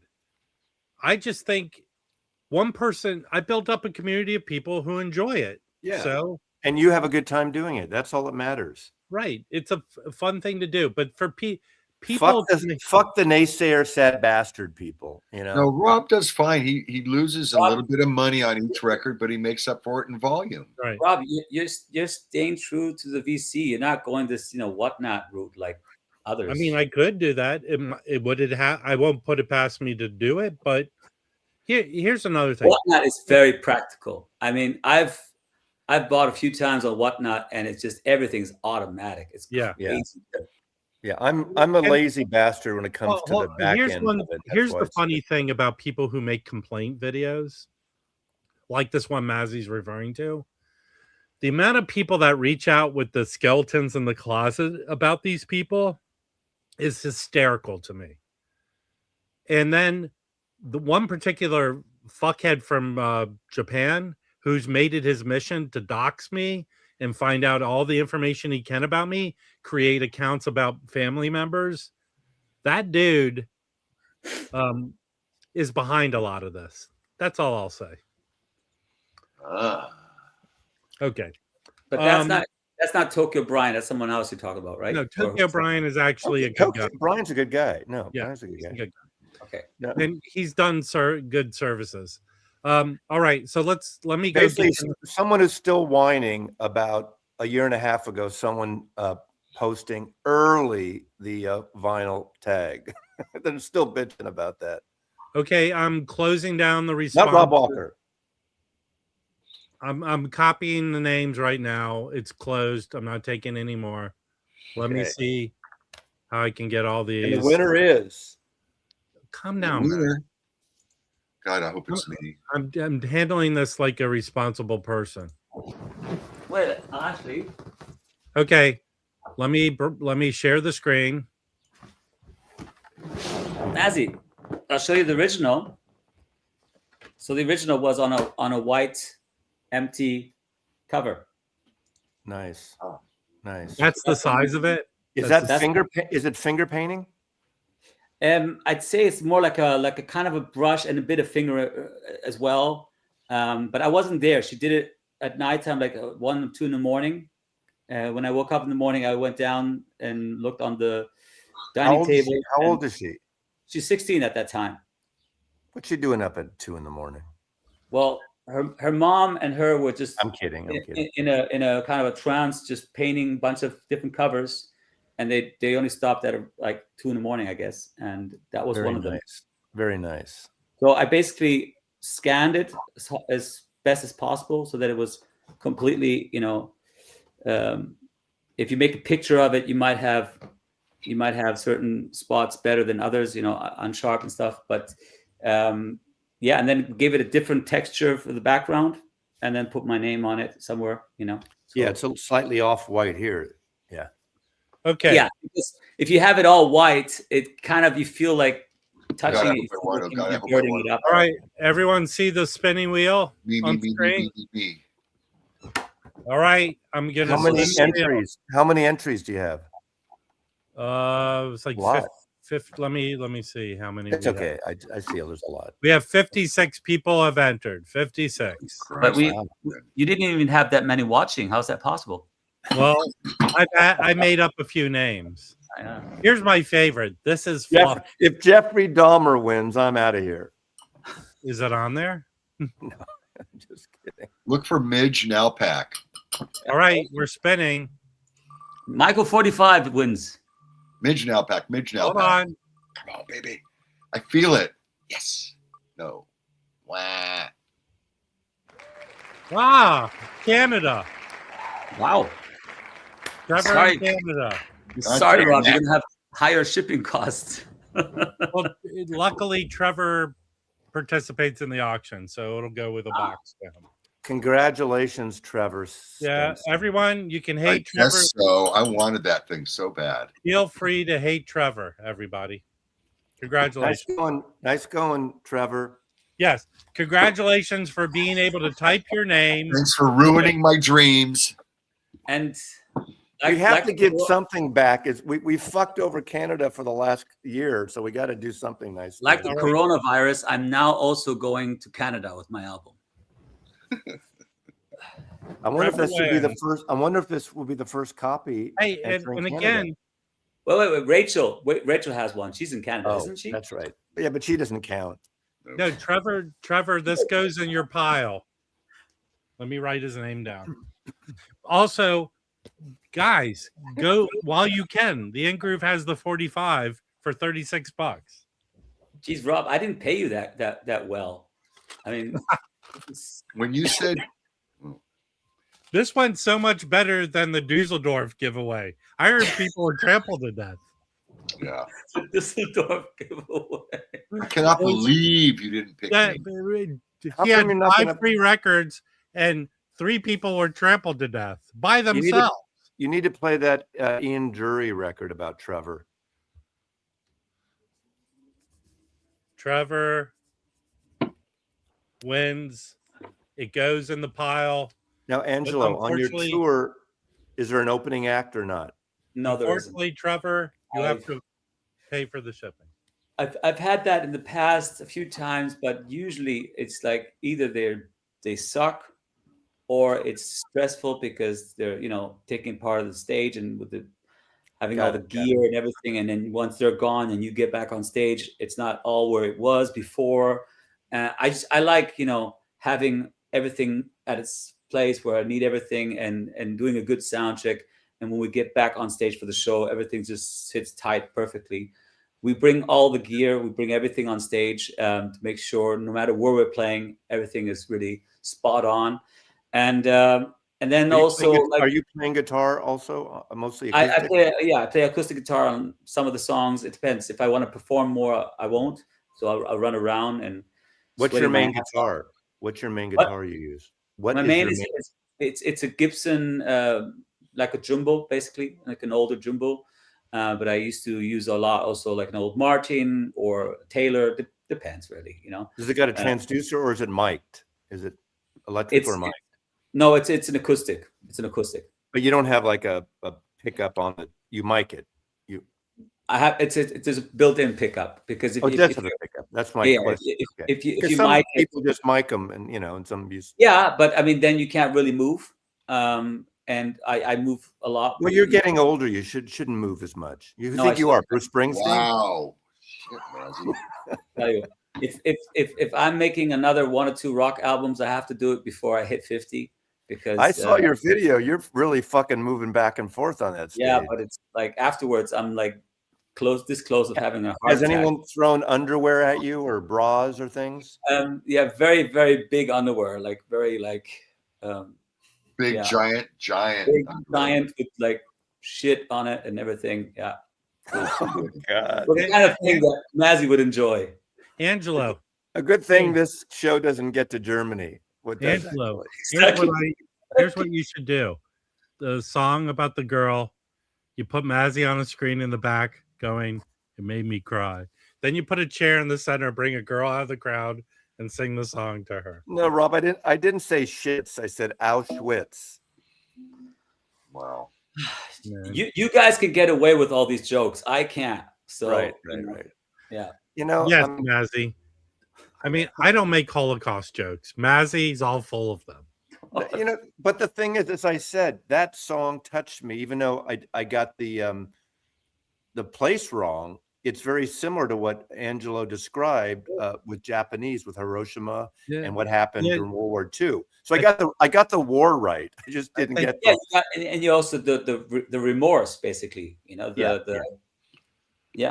Actually, what Mazzy does is Mazzy puts on Angelo's record. He sits on his hand for 20 minutes till it's numb. Then he touches himself. Oh, definitely. He got most everything wrong, but that's all right. Okay, here. That copy of Thimby is an OG copy. It has some light noise, but the music's very loud. Trevor, if you want it, let me know. Okay? I'll put it in the pile. I don't even want to show any other records today because I don't want to compete with showing this. Why not just show? There's plenty of reason to show. I did show that wanker of a McCartney record. That was about it. Finally got this one, OG Mono. Oh, nice. Awesome. Did you see? You saw the OG Mono I found, Angelo? Of that one? No, of oh yeah, that's beautiful. Wow. It sounds crazy good. And that's a 6i, right? 6i. But like clean and oh man. It's as clean as probably you'll find this. Yeah. Well, there is some political discussion in this record. Well, Mazzy, there's definitely, and I think I've always held back with my politics in my songs because I felt I need to first really like spend many years of forming an opinion about certain things. So now being 44 and those opinions coming into my songs, I'm not trying to rub it into anybody's nose. They're not preachy. Exactly. But it is something that does rattle me up. And so it does come out here, but it's not like what Springsteen did with his new song, which I like, or Billy Bragg or something. But there are some political overtones in here of social political things, totally, as well as spiritual things too. As I said, there's a song that I talk a lot about certain ideologies, right? For instance, like fascism, socialism, cultural Marxism. But I'm those are some of my favoritisms. I know, and that's fine. But basically, I'm basically putting my thoughts into the song. But many people don't get the song, and those who do still can kind of respect,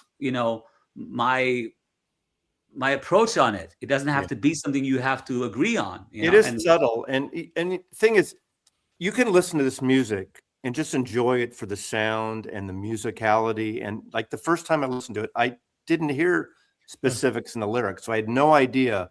Yeah. In fact, the only song that took a point of view or a belief was, literally the song "Christ Be With Me." Yeah, what happened to the song "Meat Is Murder," Angelo? Why isn't that? No, Only Heaven Is a Win. I mean, there's a lot of spiritual stuff on here that I don't subscribe to, but I appreciate the way he did it here. But Only Heaven Is a Win is very much about like the fighting between brothers and sisters, and about jealousy, about sometimes this thing about like when somebody else is more successful or has a bigger house, that you can get caught up in envy and shit like that, Right. And so the Christian aspect of that song is more about letting go and more about taking the high ground in sense of like, all of this doesn't fucking matter. If we're really Christians, if we're really into faith, then it's all about just getting to heaven, you know? Right.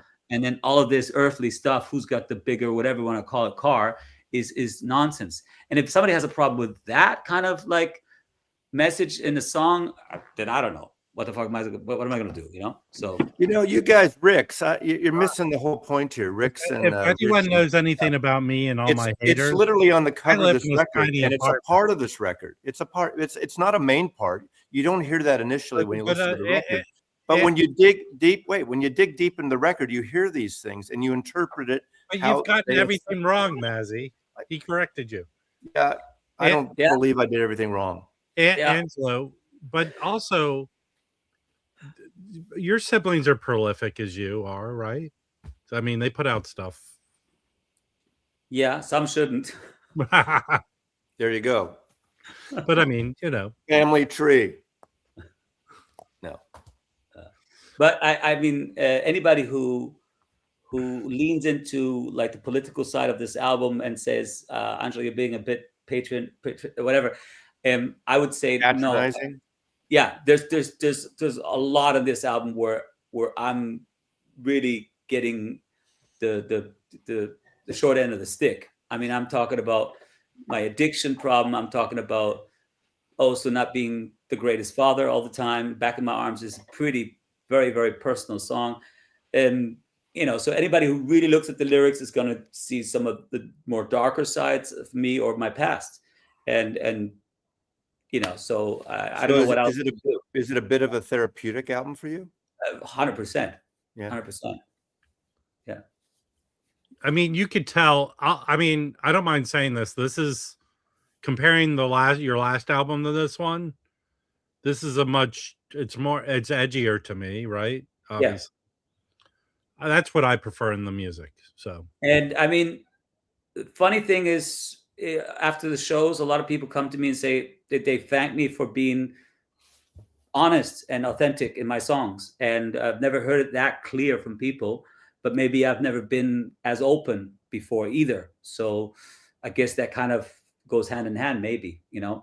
I didn't do it to create content. I didn't do it to have a story to sell, even though I know how to do that. I know how to sell stuff.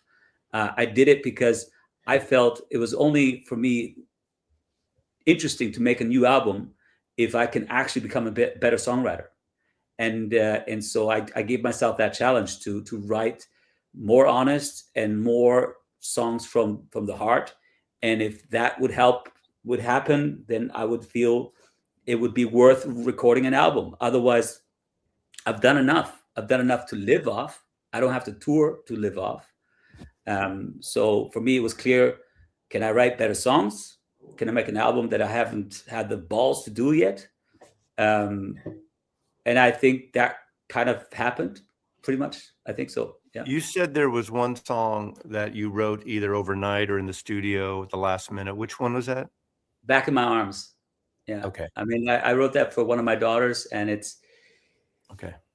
Yeah, very, very personal, very much a situation that wasn't nice for a number of years, and but in the last year really developed in a beautiful way of getting back close to each other.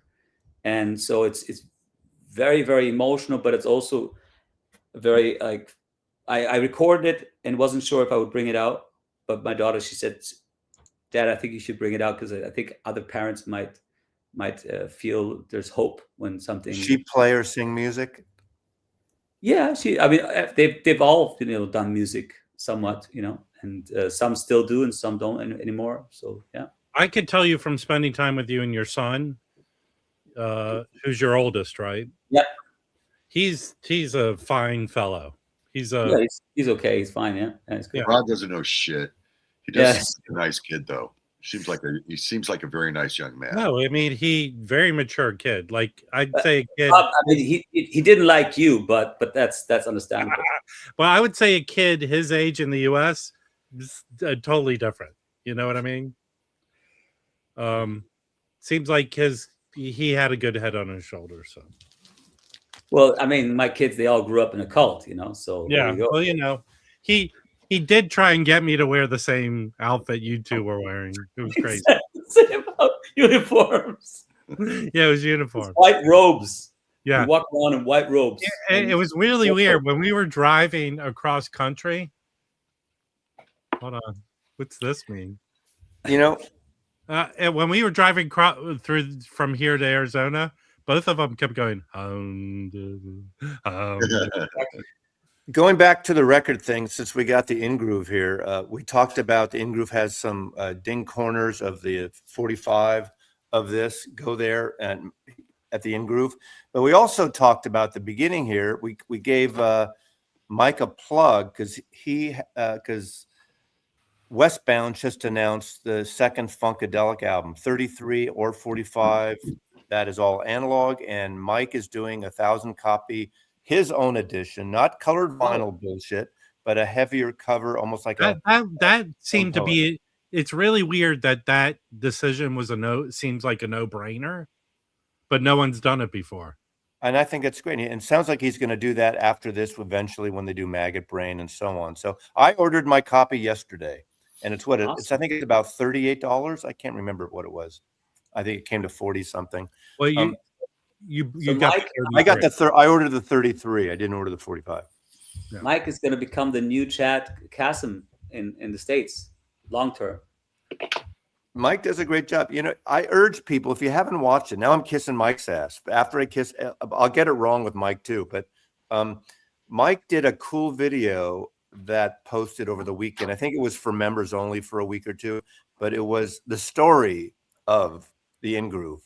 Yeah, and I think the guy Brett Geldman is going to play him in the movie version of it. But it talks about from mattresses to music, basically. That could be the name of the movie, of the storyline. What I love about that story is actually, like, he was having a successful business with mattresses, and his addiction to collecting records brought him to selling records. But it allowed him financially to do that, because a lot of record stores are always bitching about, customers and things. And it sounds like, if I got that right, he is he does more online than he does, but he likes having the store. He does well in the store, but online is a big part of his business. And I said this during the pandemic. There's only 2 stores really that I ordered from. There's High Voltage in Tacoma here, and his store. Even my local favorite, Easy Street, their website was atrocious. It's still bad to order online from them. Well, imagine if Acoustic Sounds had a good website. Oh God, yeah. I can't believe with all the money Chad's put into licensing and videos and all this kind of stuff, he needs a revamp of his website. Crazy. I just ordered his version of the Funkadelic. We're giving you a bump here, hopefully. Go buy that Funkadelic record and put in the Angelo Kelly record and the Funkadelic in your cart. Well, here's the problem with them. They fit perfect together. It's like cheese and wine. Those exactly. You're not the wine, you're the cheese. I'm telling you right now, the record's worth getting, but that 45 is really good. And for that price that the in-groove has it for, it's worth getting, I think. And if you go support him, maybe Mike will carry more records like Angelo's and stuff like that. Well, there's certain record. Oh, the other record that you should get. Okay. The one that Mike has is the Benny Wallace. I bought it when I was there. Yeah. That one is. I'm going to shoot a video of this in the next day. In the next day or two, I'm going to shoot this. Put this in your cart. First of all, that is one of the best sounding records in the last 5 years. God. It opens up with a great version of Joshua Fit the Battle of Jericho. When you hear the low sax, tenor sax, and the percussion on that, how that opens up, it's fucking awesome. Also, all the proceeds of this go to this organization called Backcountry Jazz, which supports jazz education for young people in music. So on the label's end, produced by Joe Harley, cut by Kevin Gray. This is a motherfucker of a jazz record. And I'll tell you standards on here, like Tennessee Waltz and Round Midnight and Desfanado. It has a beautiful mix of like an old school bebop record, but still it sounds modern. It sounds like experimental. It sounds like atmospheric. It's just fantastic, really. So the trifecta today: go into your cart, buy this, Angelo Kelly, and the Funkadelic. Put it in your cart. One's a pre-order. I don't know how that works with shipping with Mike. Maybe he can explain that. That'll get you free shipping if you get all three. Yeah, but then you're gonna have to wait. Do you hold them until the other one comes out? Yeah, that was new for 2026. Okay, well, then but this is excellent. Yeah, it's one question for you, Mike. What was the conversation like with them about you suggesting a Stoughton jacket? I mean, did they push back, or they were like, "Wow, no one's ever asked for that"? Because Org doesn't put stuff out like that, right? No, but Org has done audiophile-ish records not audiophile-ish. They've done audiophile records, in the past. They did. And some of those go for a lot of money. They go. So they understand the concept of the audiophile production, but they've never gone as far as putting like a full-blown high-gloss jacket on something. But they understood it. It just became a thing of logistics. Like, hey, this is expensive to do. You're going to have to pay X amount more. You're going to have to take a larger quantity. And I said, fine. So it was just a matter of money. But I agreed to do it. But it sells for what, $37? Isn't that what the price? $37.99. That seems really reasonable. Yeah, but there's some records that you can question it. But those Funkadelic records are in demand. When you find an original of that record, it's never in great condition.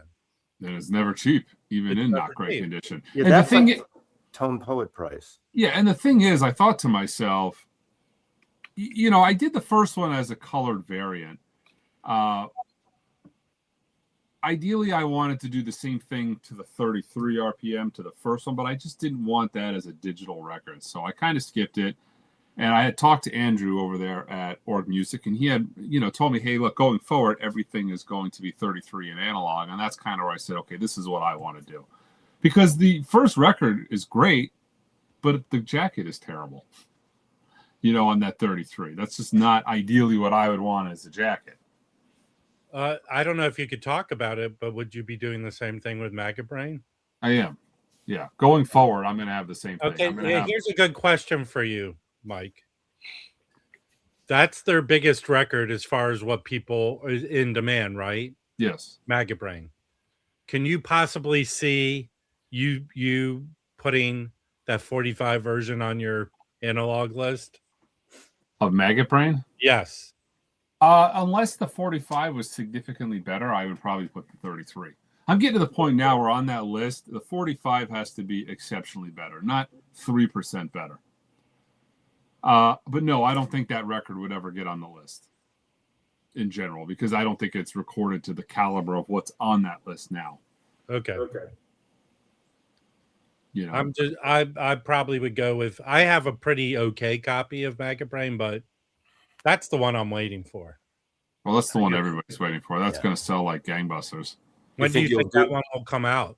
Soon. I think it's just a couple of months away after the Free Your Mind. You think you'll do like twice the amount, 2,000 or something? I think so, yeah. I mean, it's going to depend on how this one does come release, what I'm sitting on. I sold out. Records are very funny. It's a very fine line. I did 500 of the self-titled at 45 RPM, and it sold out like immediately. But then you'll do 1,000 of this one, and you might sell 600 copies and have 400 copies for eternity. It's finding that line of what will sell is very important. You really want to get it to where the audience, there's 1,005 people looking for it, and you made 1,000. You know what I mean? That's kind of the sweet spot for manufacturing a record like that. A reissue, anyways. Manufacturing 500 or 1,000, you can produce them much cheaper if you're making 1,000, and then you can also offer the people a bit of a discount, or you can make a bit of a profit. But then if you make too many, then you're sitting on them, so it's tough. Yeah, and with this one, because of the cover, this is a lengthy process for Stoughton to make this style of jacket. It is their premier jacket. Very few companies do it. I mean, they'll do Stoughton jackets, but the high gloss Stoughton jacket, you typically only see it on Rhino Hi-Fi's, Tone Poets, some Analog Productions titles. You know, the some of the Kevin Gray stuff was high gloss. You know, I was talking earlier, when you see records like this, or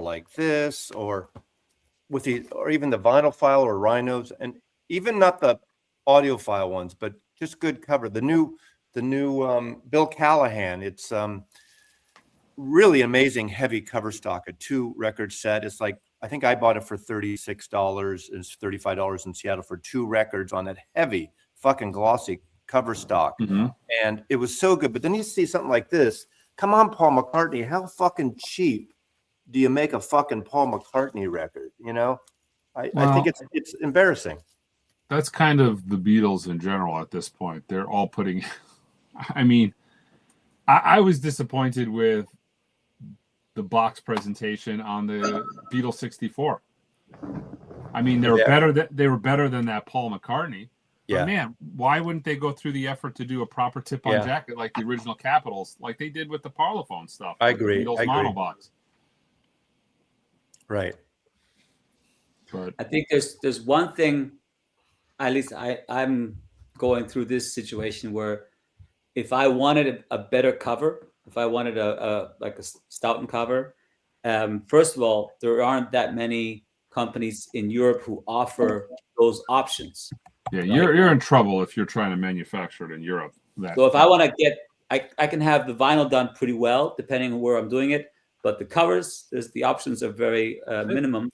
And if I want to get them from the States over to Germany, that's crazy, right? They're talking about a lot of shipping costs and so on and so forth, and time. And the other thing is also, when you're talking about like reissues, there's a certain license fee that maybe Mike has to pay, for instance. Maybe there's a mastering engineer involved. Maybe there's some graphic work, but you're not producing a complete new album and the whole promotion and all that stuff. So if I'm investing 150, 200 grand in an album and the promotion and all that other stuff, and then I have to decide whether I'm paying €6, €8, €12 per item, then that is also in this context of all the production I'm paying for.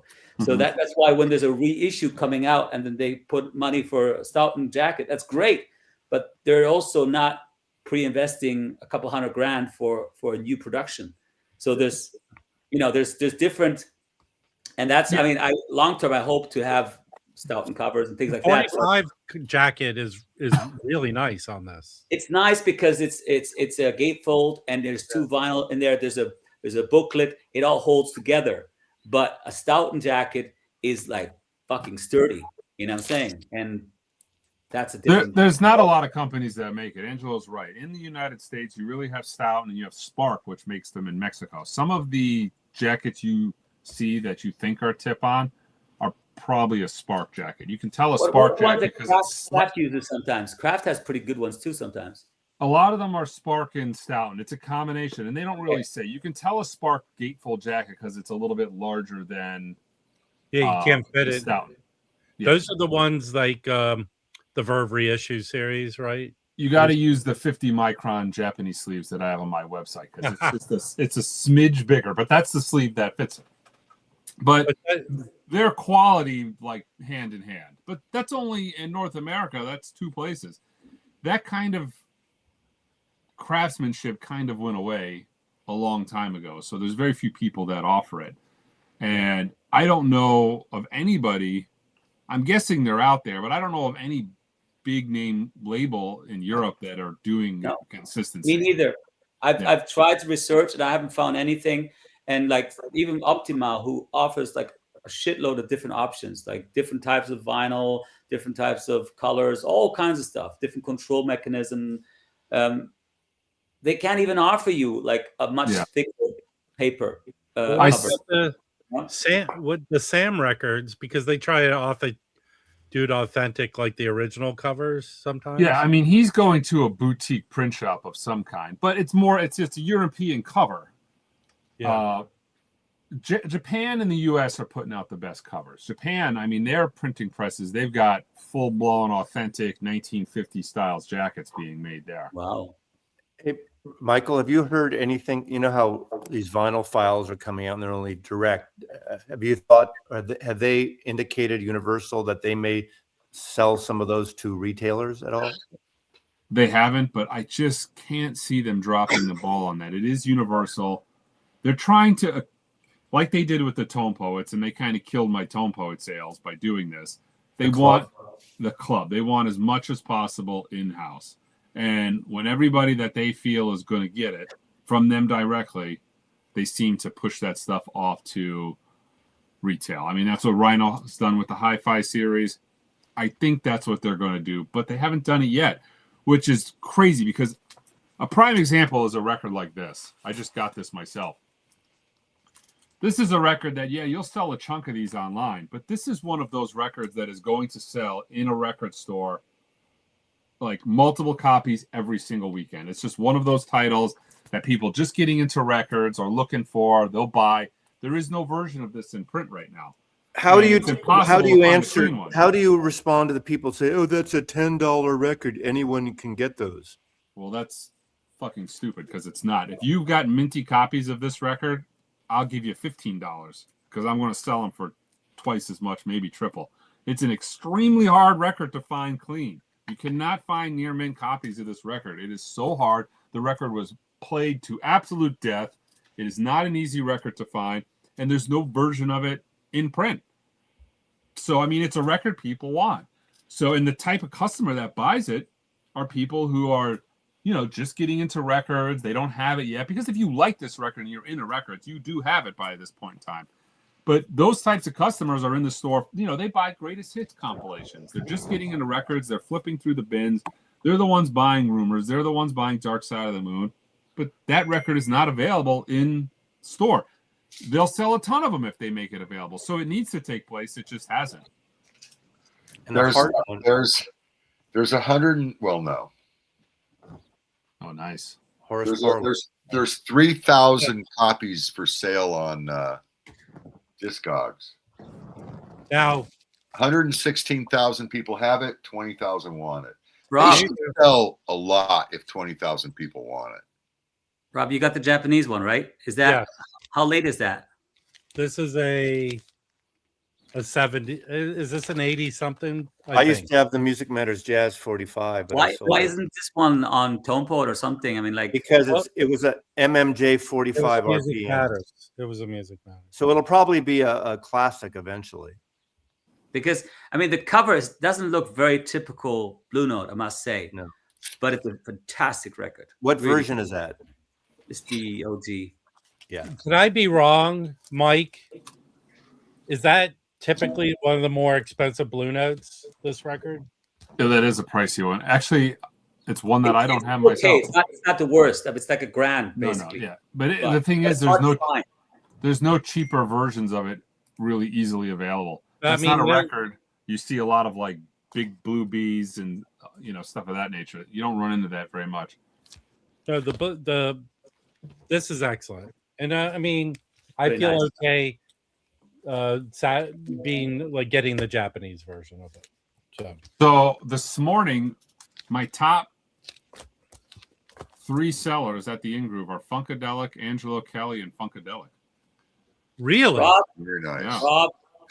Rob, if I was close to you, I would hug you and I'd be at your belly. Look, you're bullshit. You're bullshit. There would have been an autograph, a serial killer sending this. So, Mike, this must be a really bad morning for you on sales, huh? No. I just posted my video. It's live now, and it has a link to the Angelo Kelly. Are you sold out of the 45 yet, Mike? Let me see. I'll post the link again because that's a steal. I'm sorry the cover's damaged, but my cover's damaged because of the serial killer I was shipping. I didn't have better boxes. I'm so sorry. I was between like TV shows, like 3 a day. And I was just glad to send the fucking boxes out. Excuses. And, terrible. No, I get it. And look, if you guys are watching, Angelo Kelly isn't doing this to make money selling flogging records. I promise you this. This is something he's just trying to bring it to people in North America. You know, it cost me, I think it was 500 euros to send all those boxes over. Yeah, he's not ridiculous. He's not making any money selling this record. He's wait, I missed it, Angelo. There's a severed finger in here. Thank you. Yeah.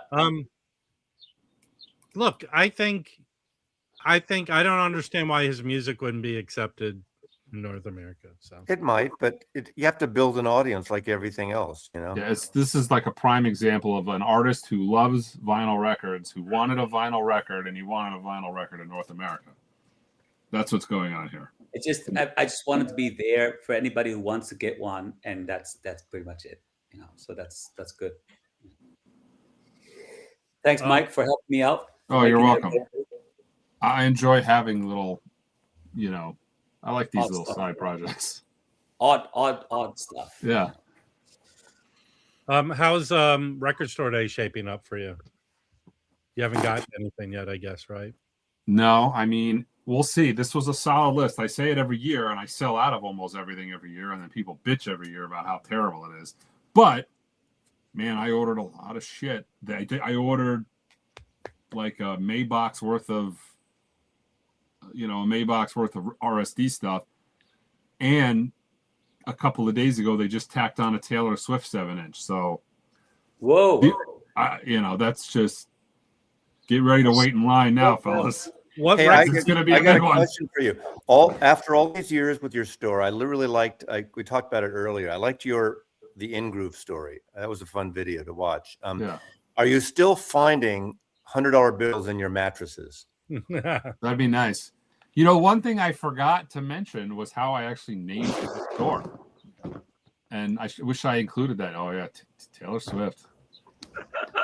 Is that still going for like $150 or $200? So I only went once to Record Store Day. It was the only time I really had time, and these were like everywhere in Ireland, and nobody was picking them up. I don't know why. Every other country, people were standing in line buying them all. So I bought like 5 of them in 3-4 different stores. I didn't want to always take a whole stack, so I just bought 1 or 2 here and there. And this one I kept for my son Joseph, who was with me. He keeps this one if he wants to sell it one day. But I had 4 others, and those 4 I traded a half a year ago for a really nice Grant Green OG Ono Blue Note. And with minty vinyl, Günther, from Düsseldorf. Yeah. And I said, Günther, these 4 of them are like worth 600 euros at least on your Discogs. So give me a nice, Blue Note for 400 or something like that, right? And so I thank you, Taylor Swift, for a nice OG mono. Great green. Mike, what were you going to say about your? I'm a flipper. I was for once. You're an elitist flipper. Mike, what were you going to say about the thing you left out? The one thing I missed was how I named the store, and a lot of people asked it in the comments, and I wish I included it. But, I kind of stream of thought just kind of put that video out there. But I was sitting down listening to Ramsey Lewis, that concert he did at the Bohemian Caverns. The red cover, it's on Argo, and it has a cover of the In-Groove, or the In Crowd on it. In Crowd. Yeah. And that's how I named it. I was listening to a Ramsey Lewis record. And I'm like, I got to come up with a name. And that happened to be it. I'm like, well, we're just going to be the In-Groove instead of the In Crowd. And it was a 2-second little quick thought. And that's what I came up with. Didn't think about it long term if it would make any sense or not. I don't know if I ever intended the record store to be that successful, truth be told. So when I first opened it, I don't think I went into it with anything other than this was going to be a fun little way of getting more records. That was, but at least in the records, you don't really have to deal with bed bugs like you did with the old business, Well, bed bugs was not that big of a deal when I was still in it. It's gotten progressively worse. A lot of people don't realize that bed bugs were almost eradicated with DDT. But then when they got rid of DDT, the bed bug population started coming back. Mike, if you still had your mattress stores, I could have made a new version of the pee-pee song. Now, Mike, you live like mattresses. I ain't gonna pee in my bed tonight.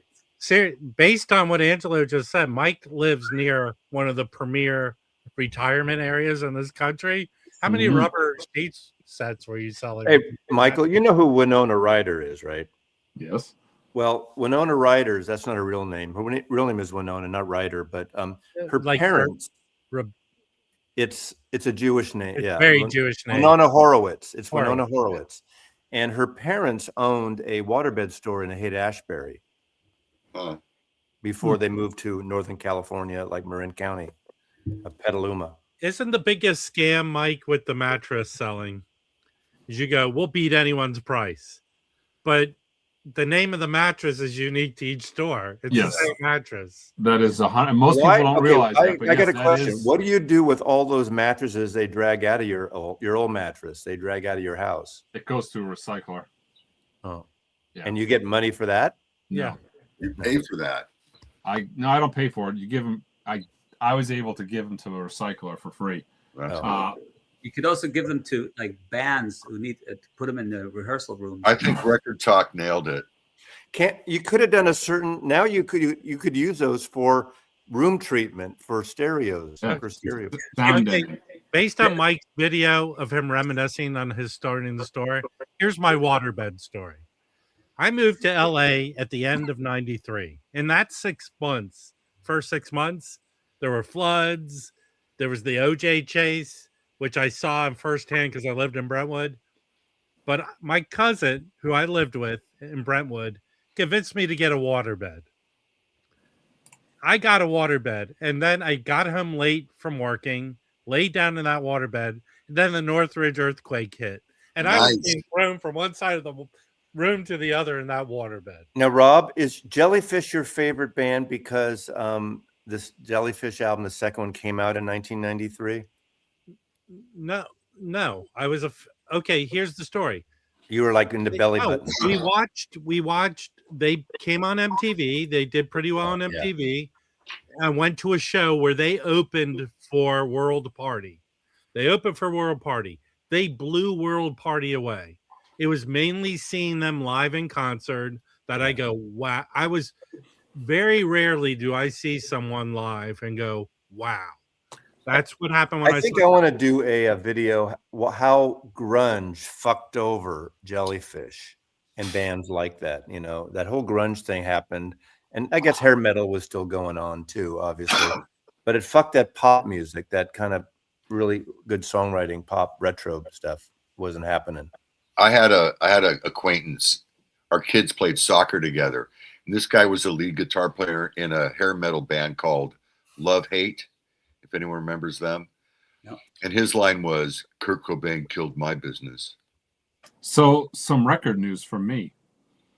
I'm not going to do, because all you guys are lame and decided to bail out, I'm not going to do Den Bosch this year. But I'm going to do the Victoria Record Fair 2 weeks later. Is that like Victoria's Secret? Is that, what is that? I wish, but I'm afraid London? It's probably it is, but I'm afraid it's probably going to be middle-aged men. Are you coming? Yeah, it is. Are you coming to Vinyl Con in LA in a couple weeks? No.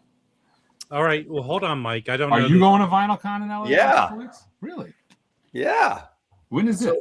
When is it, Mike? Is it in the UK? Is it London, or where is it? Yeah, it's in London. Like, it looks like right across from Buckingham Palace, like real close to Buckingham Palace. What are the dates? Do you know? Let me look it up. So is it end of April, or? I think it's the week after Record Store Day.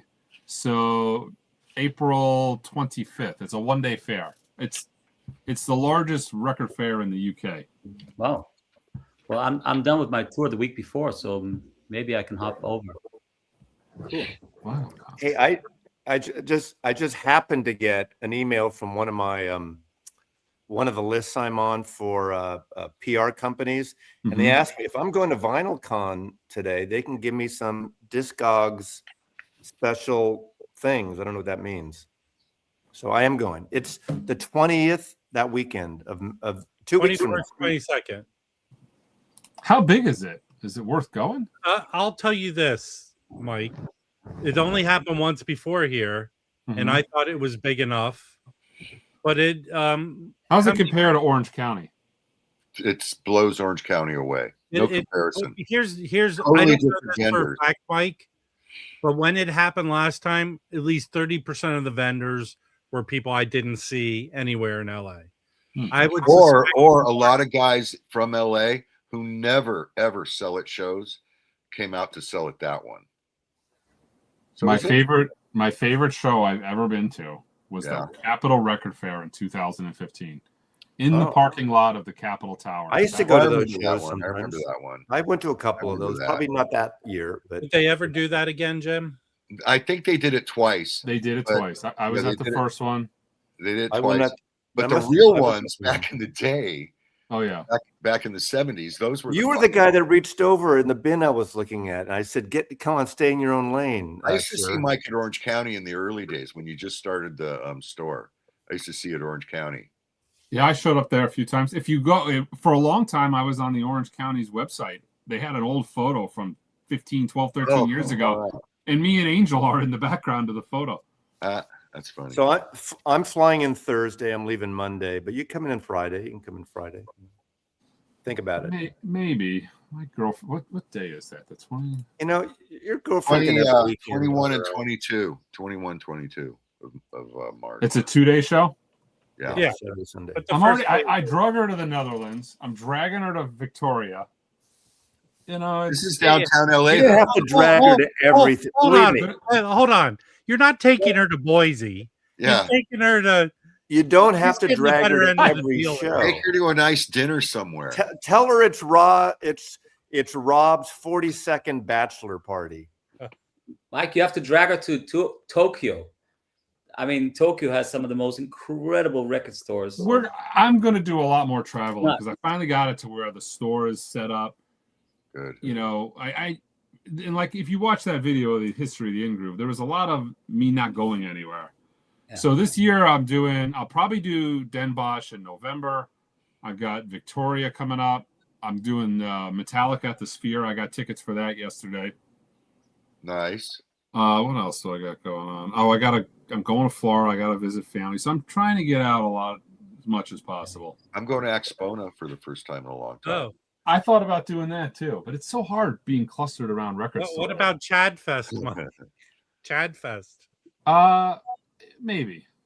Salina's a tough, it's Salina. But it's the people, man. The thing about Salina is once you're in Salina, you're in Salina. I worry about, first of all, getting there is relatively difficult because they don't have an airport that's going to handle. Well, I think they have a regional airport. So you fly in. Matt Luthen's, he'll tell you the ones because he used to live in Seattle here, and so he knows which airport to go into. Because I think Kimbo and Chance, all these people told me which airport to go into, and they're wrong. Matt Luthen's told me the one, I forgot what it is. Closer, it's better, it's easier, but it's still. I usually hate. This sounds really elitist right here. So you guys that hate the elitist people, I hate going to anywhere where I have to change planes. I want to go direct. One of my customers has a private jet, and he's talked about going. Oh, well, talk about elitist. Well, I'm just saying, if that's the case, I'll definitely go if I could fly. But then he could swing by Seattle and pick us up here. And to Jim's point, Jim said, when you're in Salina, you're in Salina. Really, when you're there, Salina eventually gets inside you.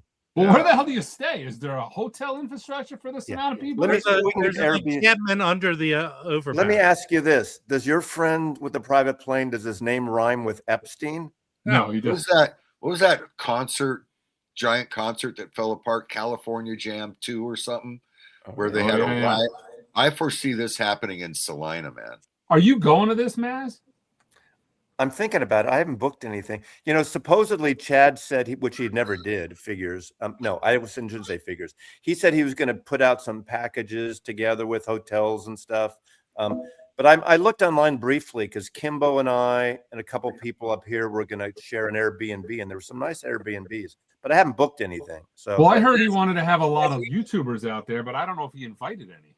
Mazzy, you could sleep in an UHQR box. He hasn't specifically invited anybody. I mean, maybe he did, but not. He's not going to invite me. But apparently, Concert Buddy met him, wore one of my "Shut the Fuck Up, Dude" T-shirts. Right, there's a great picture of that. I love that.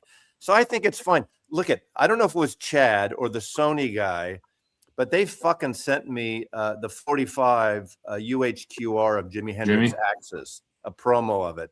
I know Chad wouldn't have ever sent me a promo, so it must have been the Sony guy that initiated that. I don't know, but I liked it. Aside from 45, which I hate, it sounded amazing. We have to get Chad and Mazzy in one room and some drinks and stuff, and I don't know. I think the bullshit of that is over. It's not real. I mean, it's, it happened in a moment, but whatever. No. So Rich says VIP Victoria is not the biggest in the UK. It's the biggest in London. Well, what's the biggest in the UK? Out of curiosity, I'm getting travel advice here throughout the comments. Manchester, Birmingham. So I'm actually gonna. So it's great. So I'm gonna go to a bunch of different record stores in the area. I'm gonna rent a car. I'm gonna go to Clarkson's farm. Have you ever driven the other side of the? No. Never on the wrong side of the road. Be careful when you leave. Mike, you know what's good about the UK these days is because the Eurozone and the UK is not so compatible like it used to be. Mm-hmm. A lot of the UK sellers have not been selling in Den Bosch in the last years. No, that's what's killer. It's also buying and selling back and forth is not great either. So it forces the UK to sell a lot within the UK. Mm-hmm. And so I think going there and gobbling up and buying stuff and then going to the US, that's a really good idea because you're going to get other stuff that you wouldn't find in Den Bosch probably. Yeah, when I first went to Utrecht at the time in 2015, there was a massive amount of, there were so many British dealers. I'll never forget, I went to a guy, he had 6 stalls wide, and the stalls over there are like 12 feet. He was 6 stalls wide. I went to him and I'm like, I'm looking for a really clean copy of the Rolling Stones in mono with a poster, Let It Bleed. He goes, okay. He goes and grabs a box and he starts thumbing through the box, and I'm thinking he's looking for that record. No, the whole entire box was mono Let It Bleed. He was just looking for a near mint copy. That's what it was like the first time around, and after Brexit, no more. Yeah. Well, but I'm looking forward to it. Plus, I'm going to do, the touristy stuff. I'm going to go to Abbey Road and take some photos crossing the street, that kind of thing. You're not going to Expo, are you? I might. I thought about it because I could theoretically. It's a quick one way. I like Chicago. I like eating in Chicago. Food's great. I haven't been there in a while. I'm looking forward to it. I went there. I went to where did I go? Chad took me somewhere in Chicago. I forget the name of it. It was great. But last time I was there, I went with a buddy, and he asked, there was a guy, a bartender sitting outside having a cigarette. He goes, hey man, where should we eat? The bartender sent us to a neighborhood Italian place. Mm-hmm. Unfucking believable, in the middle of a neighborhood. You know so what I mean? The last time I went to Chicago, it's me, Chad, and a couple of his guys. We're driving into Chicago. We're looking for this restaurant. We originally were going to go someplace else that somebody recommended it, but it turned out to be just like a, it didn't look good. So Chad is like, let's get the hell out of here. We get in the car. We're driving. We're in downtown Chicago. We look over to our right, in the street next to us, there's a riot going on, and they're turning over cars. Oh, great. Like, we see cars being toppled over. And I kind of look at Chad. I'm like, can we not go that way? And that was the last time I was in downtown Chicago at Expo. I think it was 2 years ago. I had that happen in Memphis. Gene and Giorgetti's is where we went. Yeah. Gene and Giorgetti's. My sister used to live there, and I actually was trapped in Chicago during 9/11. Mm-hmm. Like, it was the weirdest thing I ever saw, because my sister lived near Oprah Winfrey Studios, but it was a mass exodus of people just walking out of the city. It was crazy. But there was this restaurateur who owns a lot of restaurants. His name of his group is called Let Us Entertain You. And they're the guys behind. They're behind Maggiano's, but they own a lot of restaurants in Chicago, and they're all really good. Yeah. There's one called Pegasus that's Greek, and Chicago has lots of great places to eat. Yeah, they do. I like Food's Chicago. great. And even like, is that Even the holes in the walls are great. When I go to Chicago, I look around at the people and I go, "Oh, the assholes all moved to L.A." I used to love it's a clean city and people are nice usually. Yeah, I used to love the mole. The Frontera Grill has these mole tacos, which are amazing. Garrett's Popcorn. You got to go to Garrett's Popcorn. Shaw's Crab House. I think it's Crab House. But Chicago had a very interesting mayor up to recently. Oh, the female one? Yeah. She was interesting figure. All the food. And then like the Lou Marinati's. That's my favorite Chicago style pizza. Yeah, we have it here now. Mafia. There's one there? Mafia. Yeah, there's a few of them. I love it, but the problem is it's like eating a bowling ball. So my stomach can't handle it. Yeah. You said you went out to dinner with Chad and his guys, whatever. Is it like when Elvis has his goons around him? Is that those type of things? Like the mafioso, like I've been around. He has that tall dude who handles all his stuff. When he does Exponent, you're the scum that took my daughter. When he does Exponent, he has a crew that drives everything out to Chicago, and then he flies in. Chad Stelly is back, right? So Chad is an elitist too. With the plane, yeah, possibly. I don't. Man, you're going to be murdered in Salina, man. The head of Universal Europe. I'm not going to name his name, but he's the head of all of Europe for Universal, and I've dealt with him just a few times, but usually it's a sub-label. When you see him and you're walking towards him, let's say it's some backstage, some show, he's got an assistant with him. He's got somebody next to him, and before you get to him, the assistant goes like this, blah, blah, blah, blah, blah. So this guy has got one job, and that is to tell him who's about to say hello, and so maybe a bit of information, and so that he could pretend to know your name and all the other stuff. That's some big cheese shit right there. Exactly. That's some that's common in the political world and in entertainment world, actually. And when I got there the last time, I'm like, I need this. Like what you got going out in this setup. This is amazing, and we laughed about it, whatever. But I don't know how many millions he probably saves because of that. Angelo was like, how many more records do I have to sell to be able to get to this level? How do I get this? Anyway, that's yeah. He's not one of ours. We only distribute his work. Okay, you can move on exactly. to the next. You can just say hello and fuck off. Yeah.